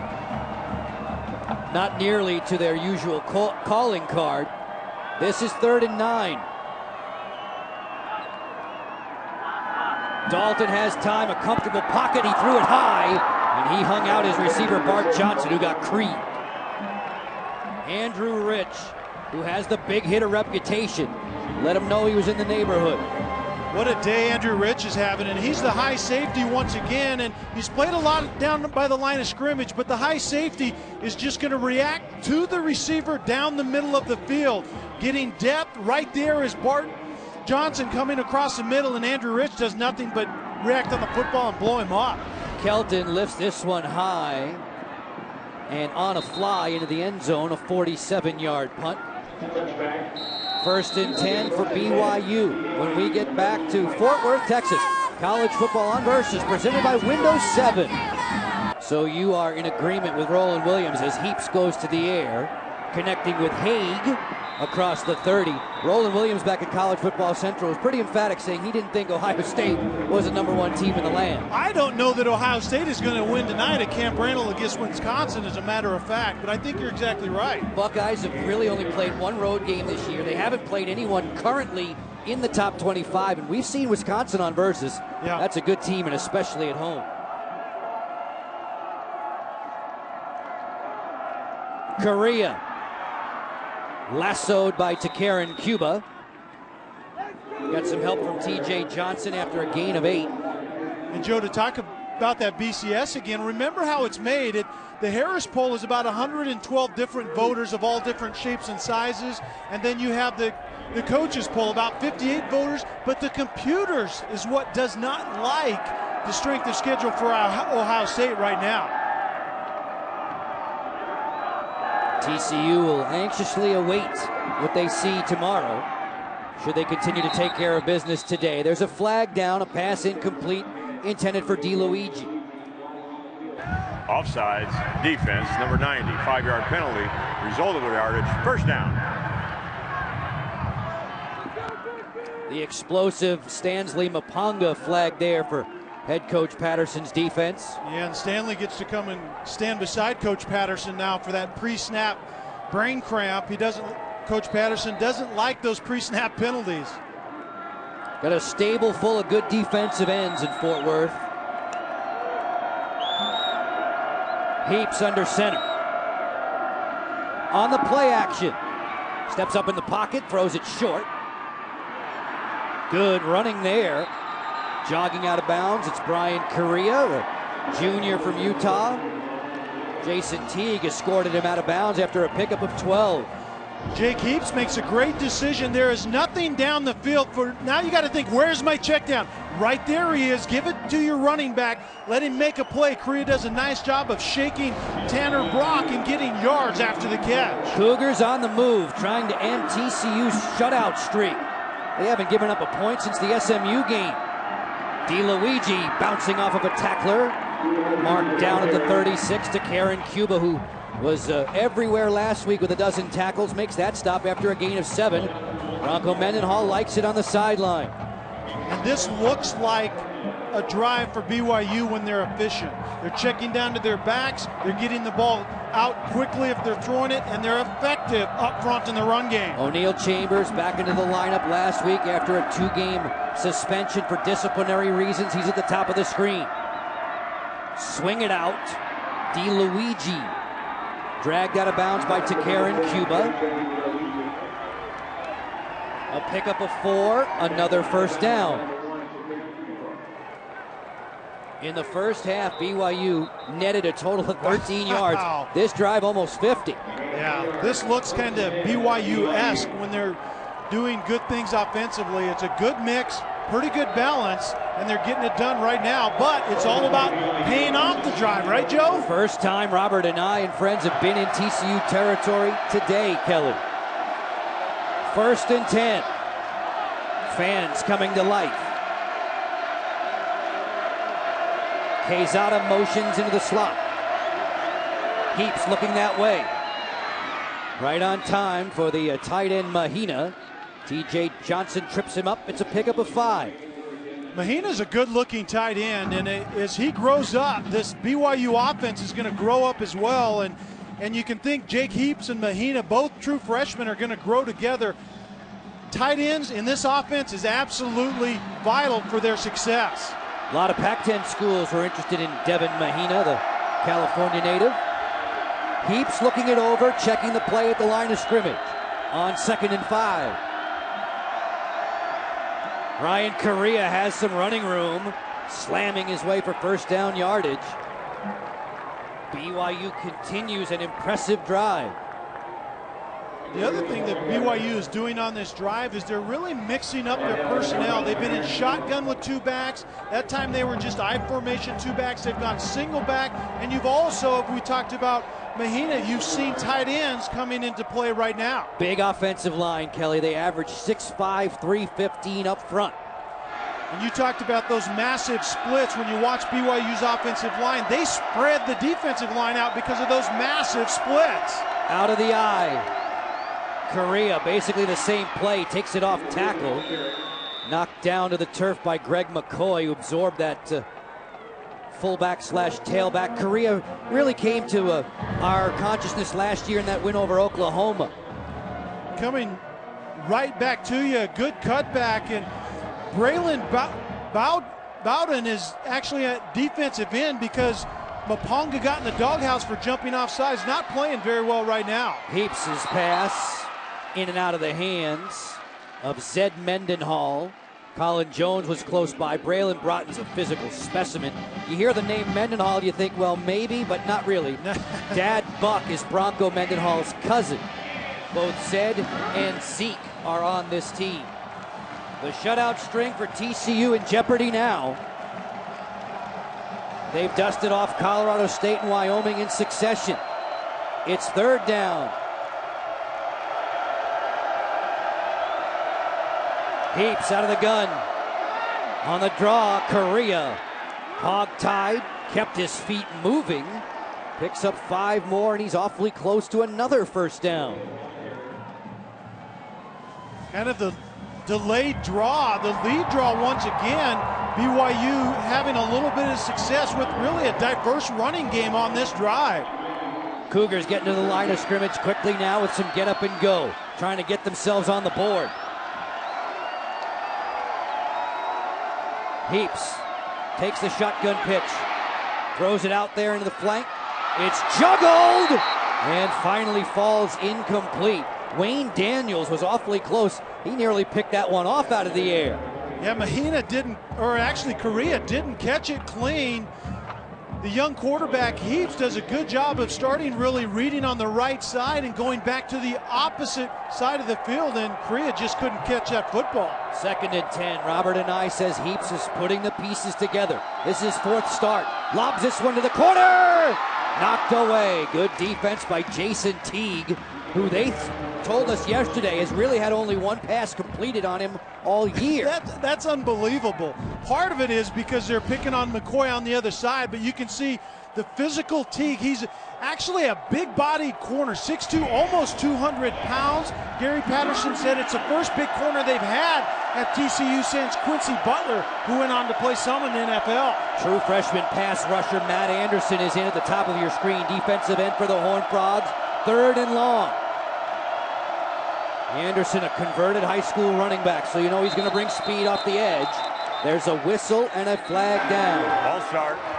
Offense, number 75. 5-yard penalty. Still 3rd down. Bronco Mendenhall stewing about that. They flag Braden Brown. Braden Brown, and you can see Kelly Griffin is right there, and he's been so active that the guard and tackle trying to work in unison are getting just a little bit jumpy because of the activity of those big guys for TCU down inside. Heaps scanning the defense. 3rd and 15. Throws it over the middle. Has Correa, and he is thumped. Kenny Kane put a wallop on. They pick up 8.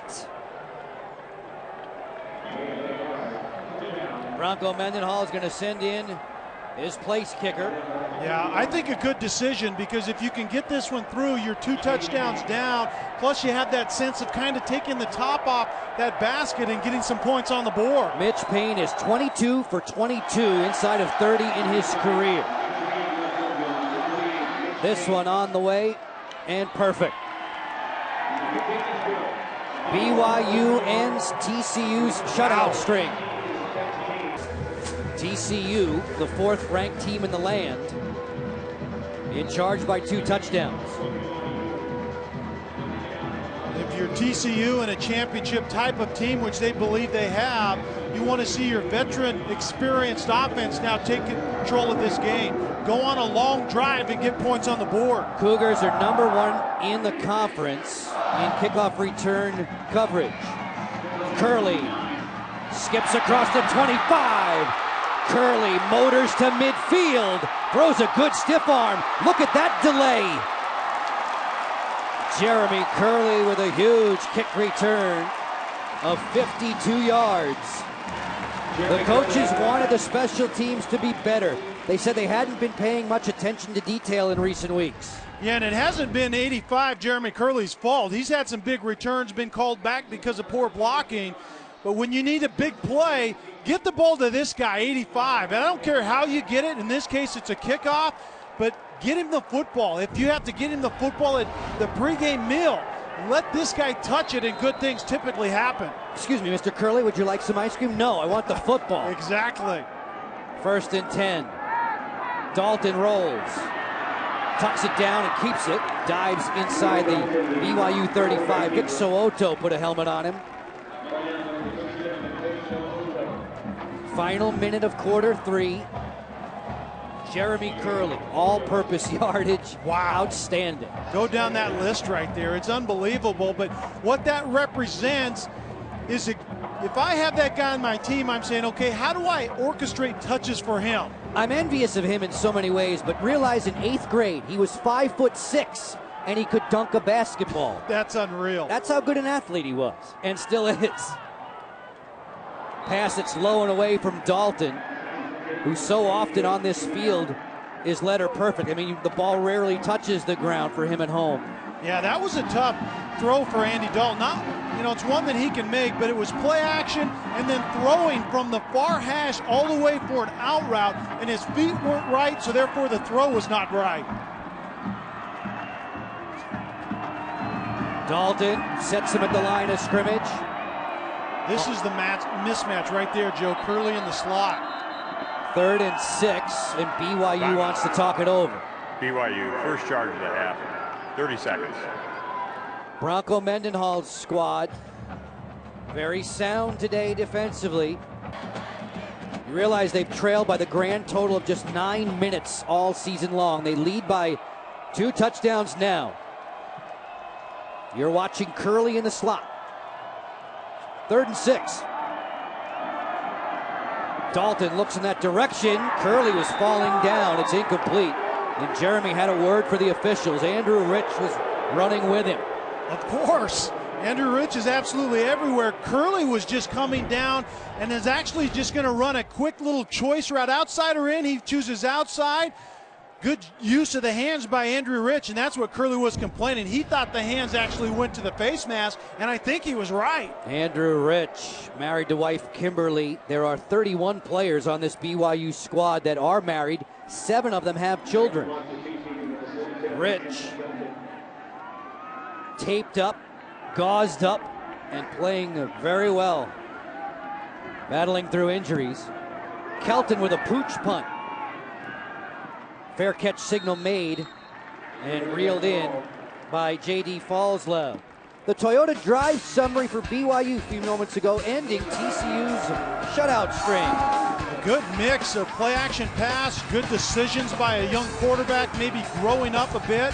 Good job running the football. Korea, the physical presence, and then Mr. Consistent Mitch Payne drives it home, streak over.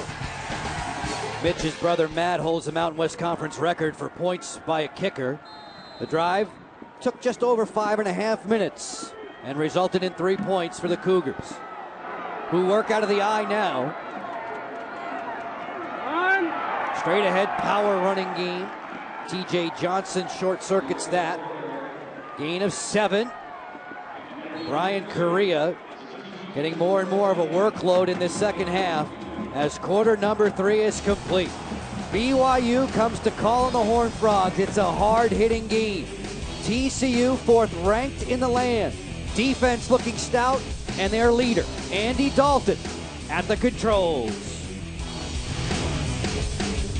Washington had an interception in this game last year, and now he is teammates in the pros of the guy he picked off, both he and Max Hall on the Arizona Cardinals. You didn't bring that pick up this week at all to him, did you? No, I didn't bring that pick up. We just kind of laughed about the game, and I was just telling him that we were going to win today, so we're looking good so far. You and Max Hall, after trying to beat him for so many years and having that rivalry, what's it like being his teammate? I mean, it's wonderful being his teammate. He's a smart player, a smart football player, and a great person. So I'm happy to play with him.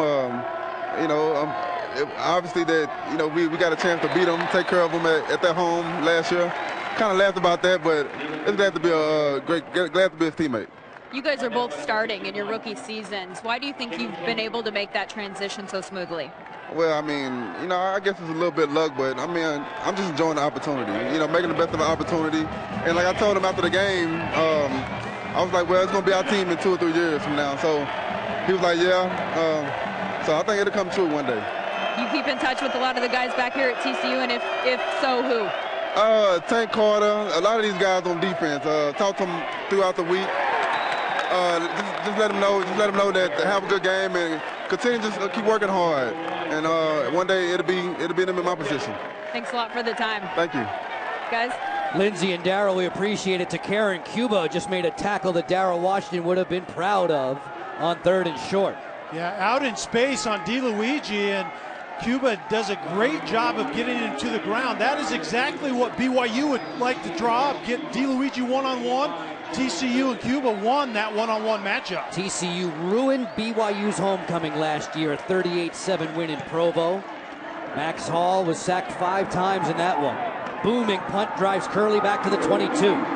Jeremy Curley looking for a sliver of space, and he walks out of bounds just across the 35. College football will continue on Versus. Coming up next, number 17 Arizona traveling to take on Washington State. Then you can mark it all down mid-November, November 13th. It'll be the Aztecs of San Diego State taking a stand against the charge of the Horned Frogs. San Diego State, TCU only coming up on Versus. Tonight, Ron Thulin, Glenn Parker, and Lewis Johnson standing by in Pullman, Washington for Arizona and Washington State. Dalton on a short drop. Snaps that pass complete to Boyce. Boyce is approaching double figures in catches today. Oh, yeah. He picked up 10 yards. Yeah, he's becoming the go-to guy right in this game. Andy Dalton likes that matchup outside against this soft zone. College football on Versus, presented by Windows 7. A comparison of Andy Dalton in the first half to the next. Not nearly as effective in quarters 3 and 4. Has time to throw now. Put that one on the mark, and a good pass breakup by Brian Logan, who had 14 of those last year. Back to College Football Central as we visit with Kevin Frazier.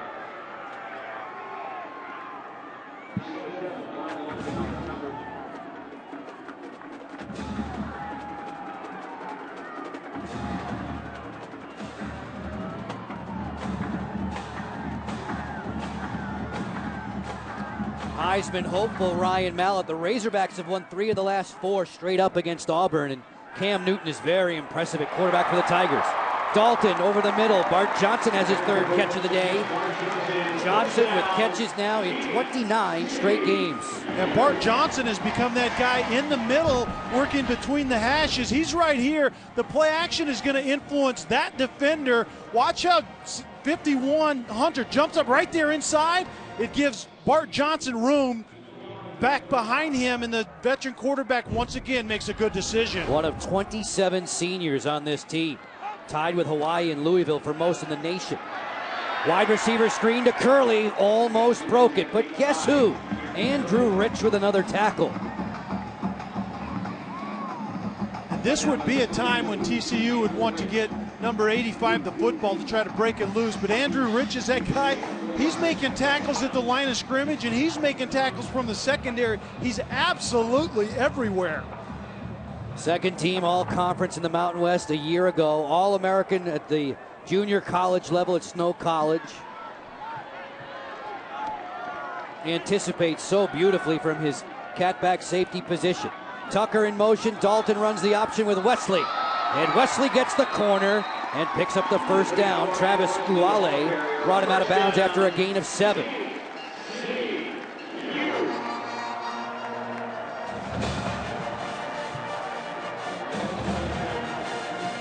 Wesley so good on first down carries. Averages nearly 8 yards a pop on first down. Cougars are going to ask for another time. BYU, second charge of the half. Full timeout. Chance for us to take a timeout with them.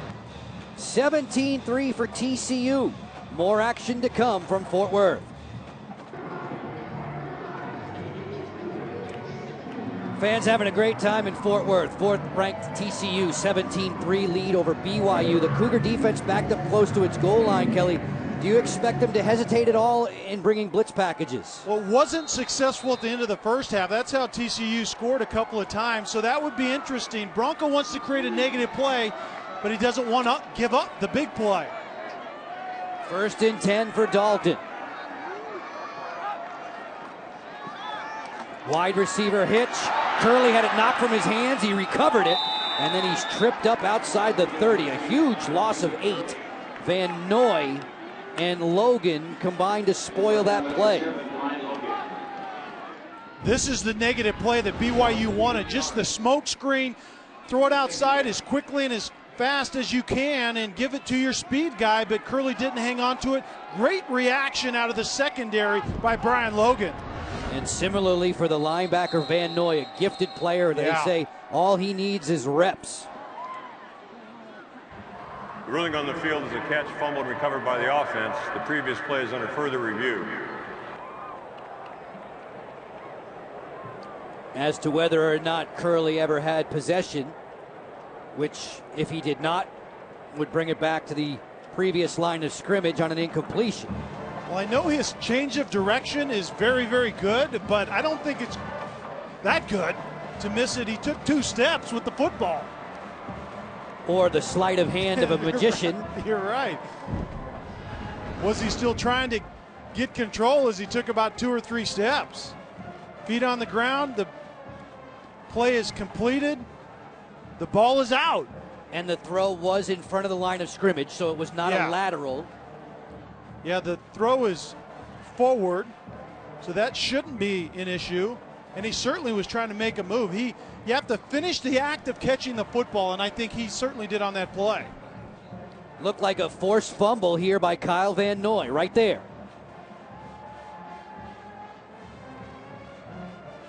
Van Noy was very active a week ago, and BYU got back on the beam.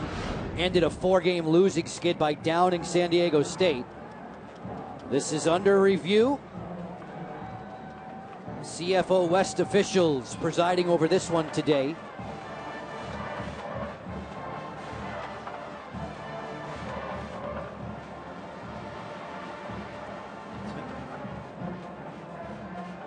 Just not exactly sure what it is that they could be looking at. After further review, the ruling on the field stands. I think we could have saved them some time, Joe. True. Definitely true, but better safe than sorry. You're right.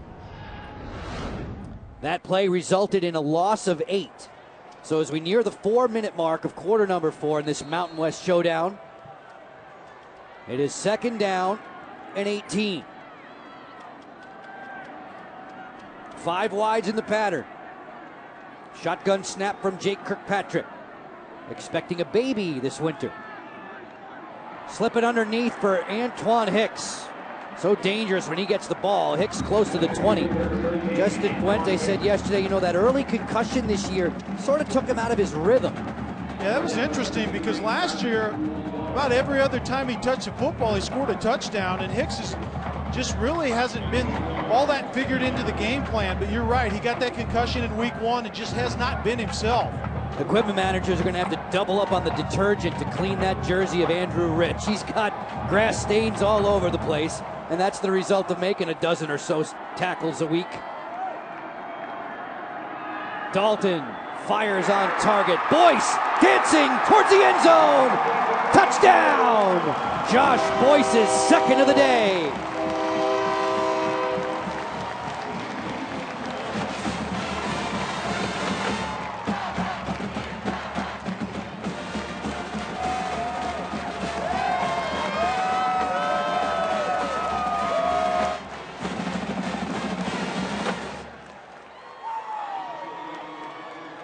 Well, once again, BYU was trying to get pressure on Andy Dalton, and Andy Dalton and his plethora of big play receivers make BYU pay once again. Evans on for the extra point try. Drills it. Out of the hold of Barton Johnson. Andy Dalton just thrilled over on the sideline. Boyce makes the catch, and then he does the rest, scampering to the end line. Touchdown TCU. Kelly, the Cougars could use a big play on special teams right now, trailing 24-3 on enemy turf in Fort Worth, where the Horned Frogs cheerleaders have seen 17 straight home field wins. That's the second best home winning streak in the conference. Utah's won 20 in a row at Rice Eccles in Salt Lake City. Chambers says, "I'll take it from the 4. O'Neal Chambers to the 20, and not much more than that. Our Buffalo Wild Wings game reset, if you're just stopping by with us with college football on Versus. Have a peek.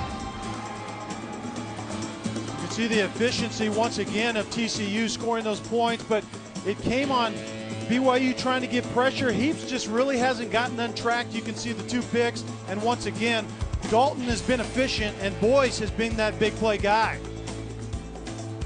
Cougars come out, I formation. Run it straight ahead with Correa. Undercut by Colin Jones, who's second best on TCU in tackles this year. Gain of 8 for Correa. Robert Anai says number 33 in white is an integral part of their success. When they have it, he's usually one of the focal points. 2nd and 2 now for the Cougars.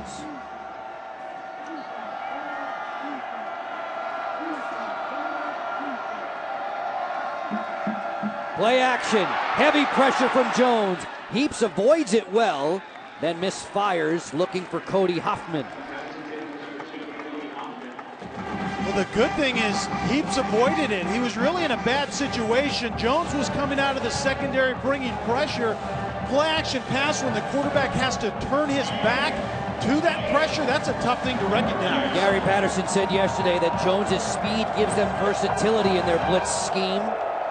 Saw evidence of that right there. This brings up 3rd and 2.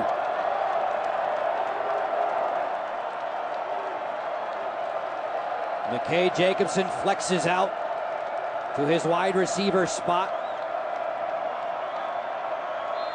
Heaps takes the shotgun pass, but there was a whistle before the play. Play a game, offense, 5-yard penalty, still 3rd down. Kelly, help us understand a freshman quarterback coming right out of high school into this situation. There's no JV program. How much does he have to learn, and how fast can it possibly happen? Yeah, not fast enough for BYU fans, but he has to learn a lot. And the thing is, Joe, the more he learns, the game literally slows down for you in terms of what you're seeing and in your mind. That's beginning to happen for Jake Heaps right now, but he has a long ways to go. Sets his feet, throws it out too wide for J.J. DeLuigi. Tanner Brock was running there in coverage. And those are the things right there, Joe, the little things where there wasn't any pressure on Heaps on that throw. He just didn't get his feet set good enough, and therefore the ball was inaccurate on the other end. A punting situation on 4th down puts Jeremy Curley back deep.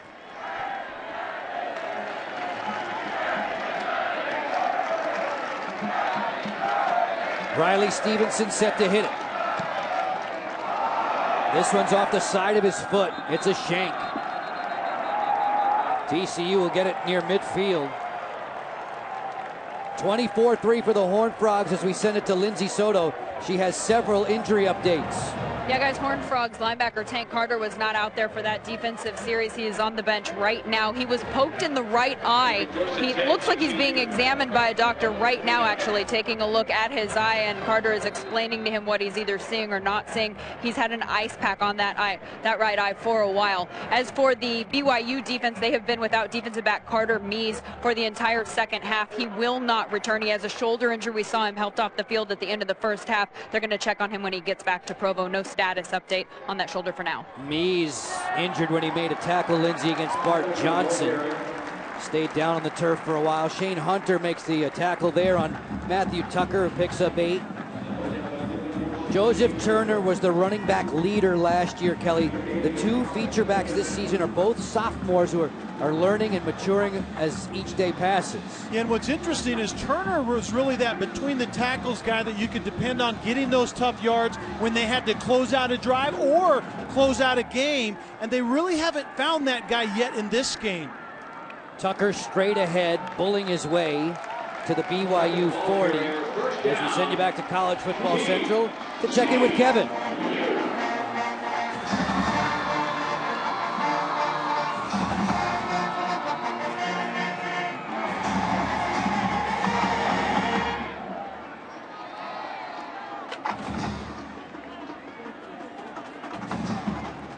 Against an Iowa team, Kevin, that had held 4 or 5 opponents to 7 points or less this year. One of the nation's stingiest defenses. TCU's Tucker dancing with it, and he's tripped up. It was Shane Hunter who made the tackle. Hunter had a career-high 13 tackles. BYU was knocked off by Utah State. That's a game that really sticks under their craw. That was kind of the capitulation point, as they would say in the stock market. I think they hit rock bottom in that game. They got a bounce against San Diego State, but the question is, can they carry that forward to bigger and better things the rest of this season? It was after that game that Jaime Hill relinquished the defensive coordinator role, was relieved of his duties.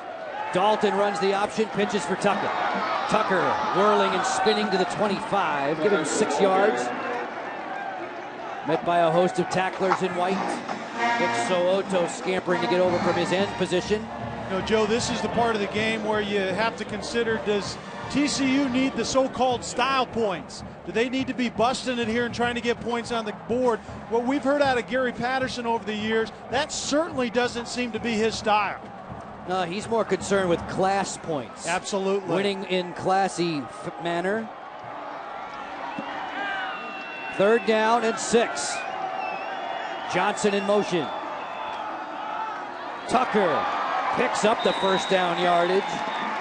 Jaden Wagner made the stop. You know, Joe, we were talking about Joseph Turner not being here in those tough inside yards. That's where I think Tucker really has his role. I think he has to be that drive finisher down by the goal line, but he also has to be the game finisher. When they want to take the air out of the ball and finish a game like they are right now, he has to be that between the tackles physical guy. He's pretty sturdy himself, goes a little over 210, carries that weight very well. 1st and 10 now for the Horned Frogs, driving once more. Wayman James drilled as he hit the hole. There was no hole. Zach Stout, who lives up to his last name, popped him. 24-3, TCU has the advantage. And in terms of rushing yardage, significantly less than their per-game average. Well, step number 1 for Bronco Mendenhall was to not let TCU run the football. They did that effectively. But step 2 was defend the play-action pass when TCU wanted to throw it. Every time they've gone to it, Bronco Mendenhall tried to bring pressure. Andy Dalton made him pay for it. Dalton giving the defensive alignment a look-see on 2nd down. Immediate hit by Brandon Bradley as he rattled the fillings of Wayman James.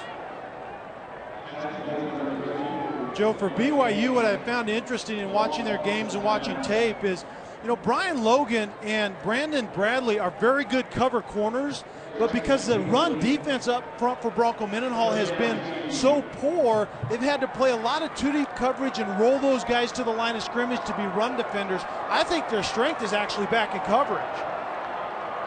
See how they fare here, Kelly, on 3rd and 10. It's an option pitch.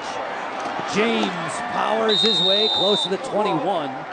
Ogletree met him on the perimeter. It's a gain of 7. They say that James runs a little like Ed Wesley, only faster. BYU player down on the deck.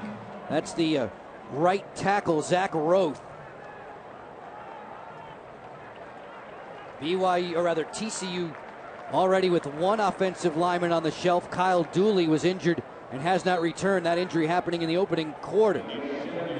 Zach Roth had a shoulder last year that he was nicked up most of the time and really wasn't healthy. He just this season has been healthy and he's been solid, and Jeff Olson, number 62, has to step in and take his place at right tackle. 4th down and 3, and the Horned Frogs will go. Dalton throws this one out wide. Touchdown! Jeremy Curley, 21 yards.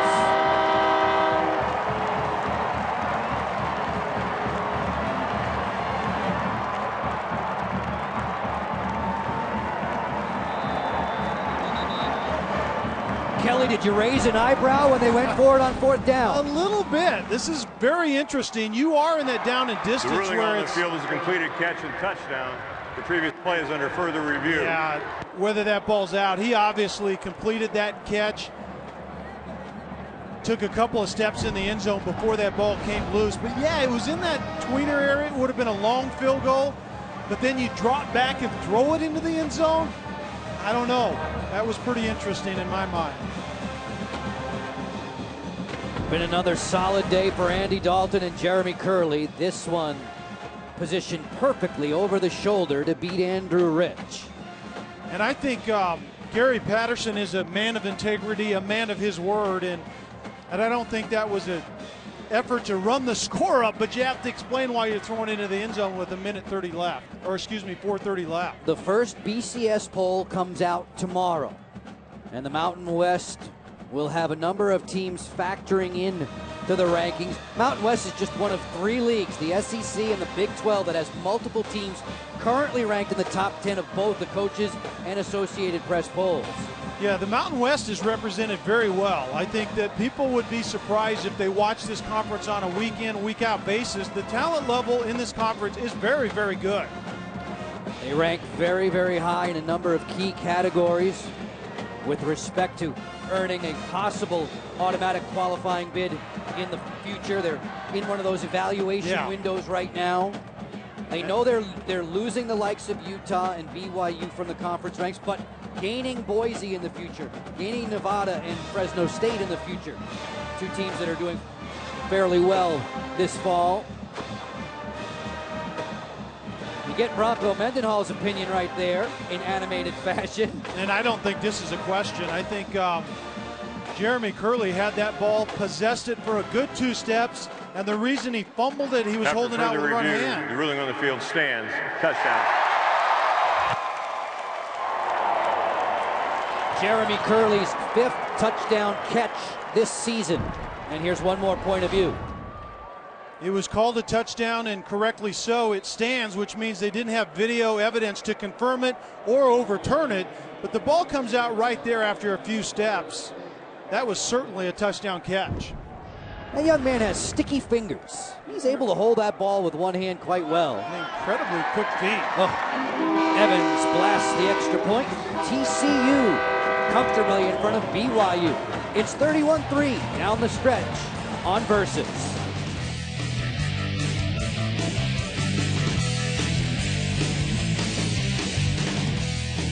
Here at Amon G. Carter Stadium, Joe Beninati and Kelly Stopper upstairs. Lindsey Soto field level throughout the day. TCU trying to make it 3 straight over BYU in their last meeting as Mountain West Conference rivals. End over end to Chambers from the 8. O'Neal Chambers slashing across the 35. Lowers his head to the 40. Good return there. 32 yards on the return. College football is coming up, and it continues on Versus. Number 17, Arizona, traveling to take on Washington State. And then we need you to mark this one down in the month of November. It's San Diego State and TCU, only on Versus. When San Diego State comes to town at Amon G. Carter Stadium that day, once that game is complete, they will start the renovations. Much anticipated and high-priced. Heaps on a crossing route finds J.J. DeLuigi to midfield. Tackle was made by Shane Hunter. So, Kelly, what they're going to have to do is downsize for the 2011 football season, and then eventually everything will be done by 2012. They've already made massive improvements to this stadium as Heaps sets and is wrapped up and sacked by DJ Yendry. His third sack of the season, a loss of 6.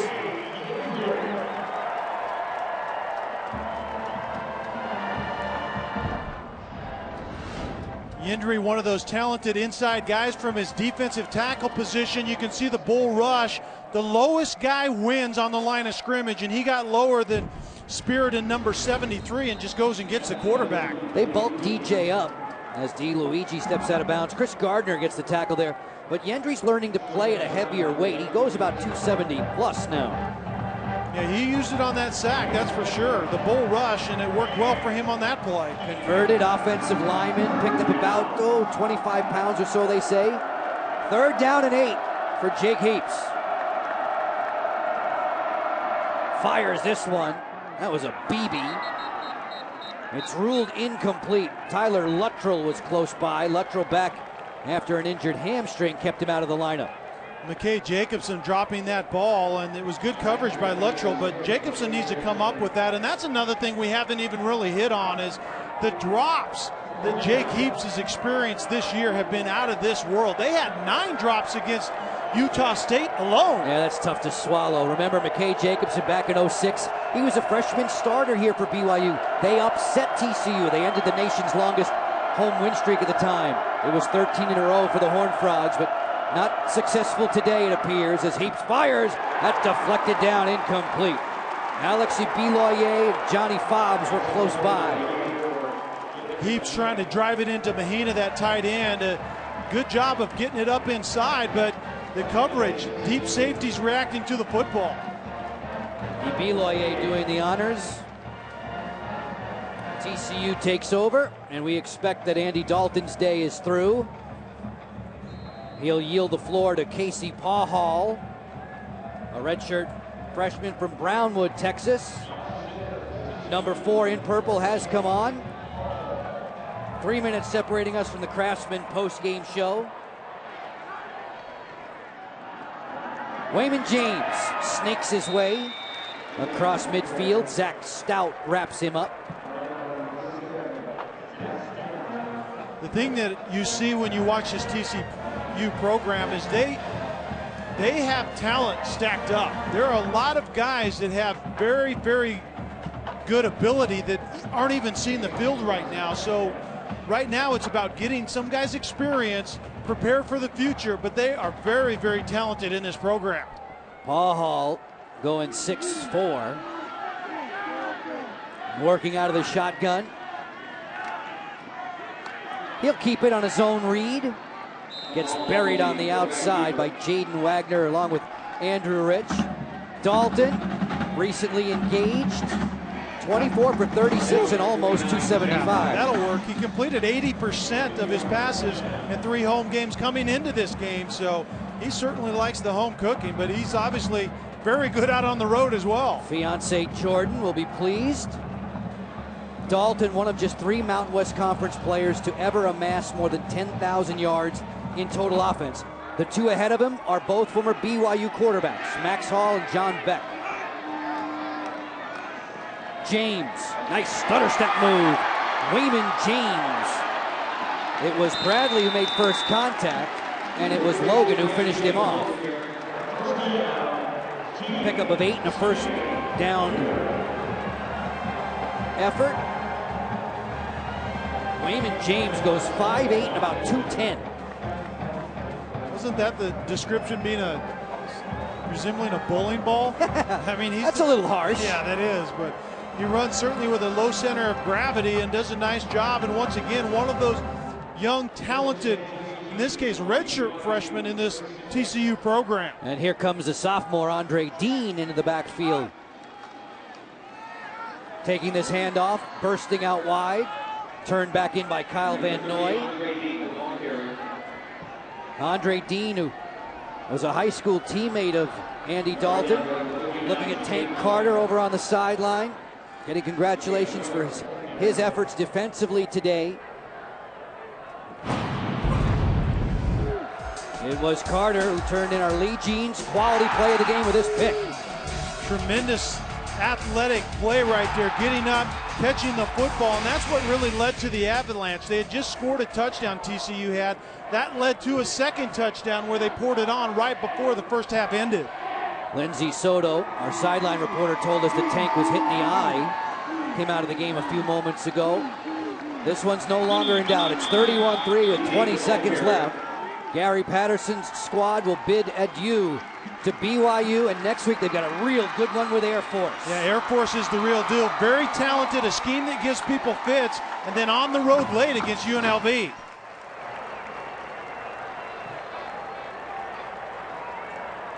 TCU out impressively 7-0. BYU, they'll entertain Wyoming at Lavelle Edwards Stadium a week from today. They crushed the Cowboys in Laramie last year. BYU falls to 2-5. TCU, fourth ranked in the land and awaiting tomorrow's BCS polls. They win this one convincingly, 31-3. Look for them to be about number 3, I think. That's where my speculation is going. Victorious Horned Frogs head coach Gary Patterson, field level with Lindsey Soto. Coach, you've given up 3 points in the last 12 quarters of play. What is it that has been the difference for your defense? You know, we've just, early we were giving up easy points. We needed to hunt together, and we talked about it. We started really kind of after the SMU game. It kind of came along with that. And all offense does is keeps the ball out of their hands. It's a lot easier when you don't play very many plays. You only had 3 points for a while in this game, and then all of a sudden an offensive output. What clicked there? Did you see something that changed things? No, we just started making plays. We didn't play down in the red zone. You got to play in the red zone if you want to win championships. And, you know, we didn't do it. We moved the football, but we didn't do anything with it. Throwing at the end zone with 4:30 left. Why? Well, number one, it was fourth down. They blitzed. We caught them in a call. It was actually supposed to be a shorter route. And because what they did, it ended up being the deep route was open. That's just what happens. Last game against BYU. Bittersweet, or are you glad that this one's over? No, I mean, well, you know, probably both, because they're such a great program. Having to play them all the time, it's hard to get ready for them. But sad also in the fact, you know, it's been some great rivalries. Congratulations on the W. Thanks. Guys. Lindsey and Gary, at the start of the day, there were 13 teams remaining unbeaten in the land. Kelly, it is TCU now 7-0. What do you like most about them? I think their business-like approach. They're very efficient. They don't beat themselves. They make an offense and defense come in here and play a special game to beat them. And right now, they really haven't had any challengers. Bunch of big smiles on their faces, on the field and in the stands for Kelly Stopper, Lindsey Soto, all the hardworking men and women in our crew. Joe Beninati, thanking you for your time. We're going to send you to Kevin Frazier, Roland Williams, and Jeremy Bloom. Standing by at College Football Central, another purple rain in Fort Worth. TJ Johnson, one of many people that made big plays for the Horned Frogs in this one. You guys gave up just 13 total yards of offense in the first half. What's clicking for your defense right now? I think what's going well is that, you know, we're trying to live up to our goals, you know, come out starting fast and be a suffocating defense, which is our motto that started last year. You know, we want to suffocate offenses, and I think that we're starting to click and live up to that motto. Just 3 points allowed, but that's 3 points that you haven't allowed the last 2 weeks. How disappointed are you guys that you couldn't get another shutout? I mean, you know, it's disappointing. You know, you always pitch for a shutout, but as disappointed as we are about the 3 points, we're still glad we didn't give up 7.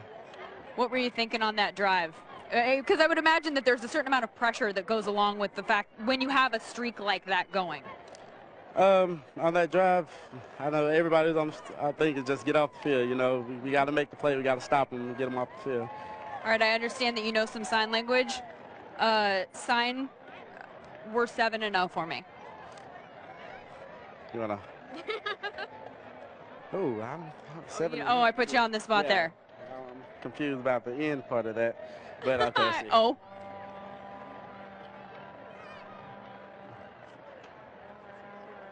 Nice. Congratulations, TJ. Thank you. College football fans in Fort Worth, boy, they are spoiled by the TCU Horned Frogs, fourth ranked in the land. 31-3 victors. They've downed BYU again. That's 3 straight over the Cougars.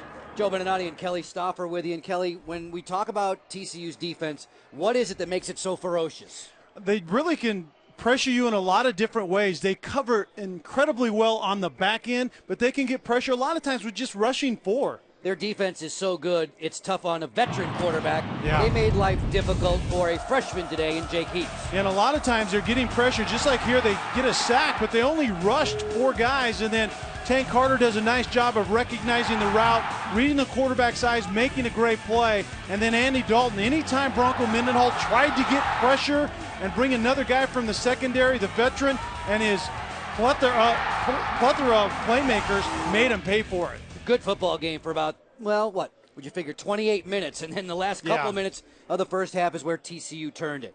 TCU looking towards the BCS. Where do you expect them to fall when the BCS polls come out? I think when the computers are figured in right now, I think they're projected to be probably around 3, which is a pretty darn good position.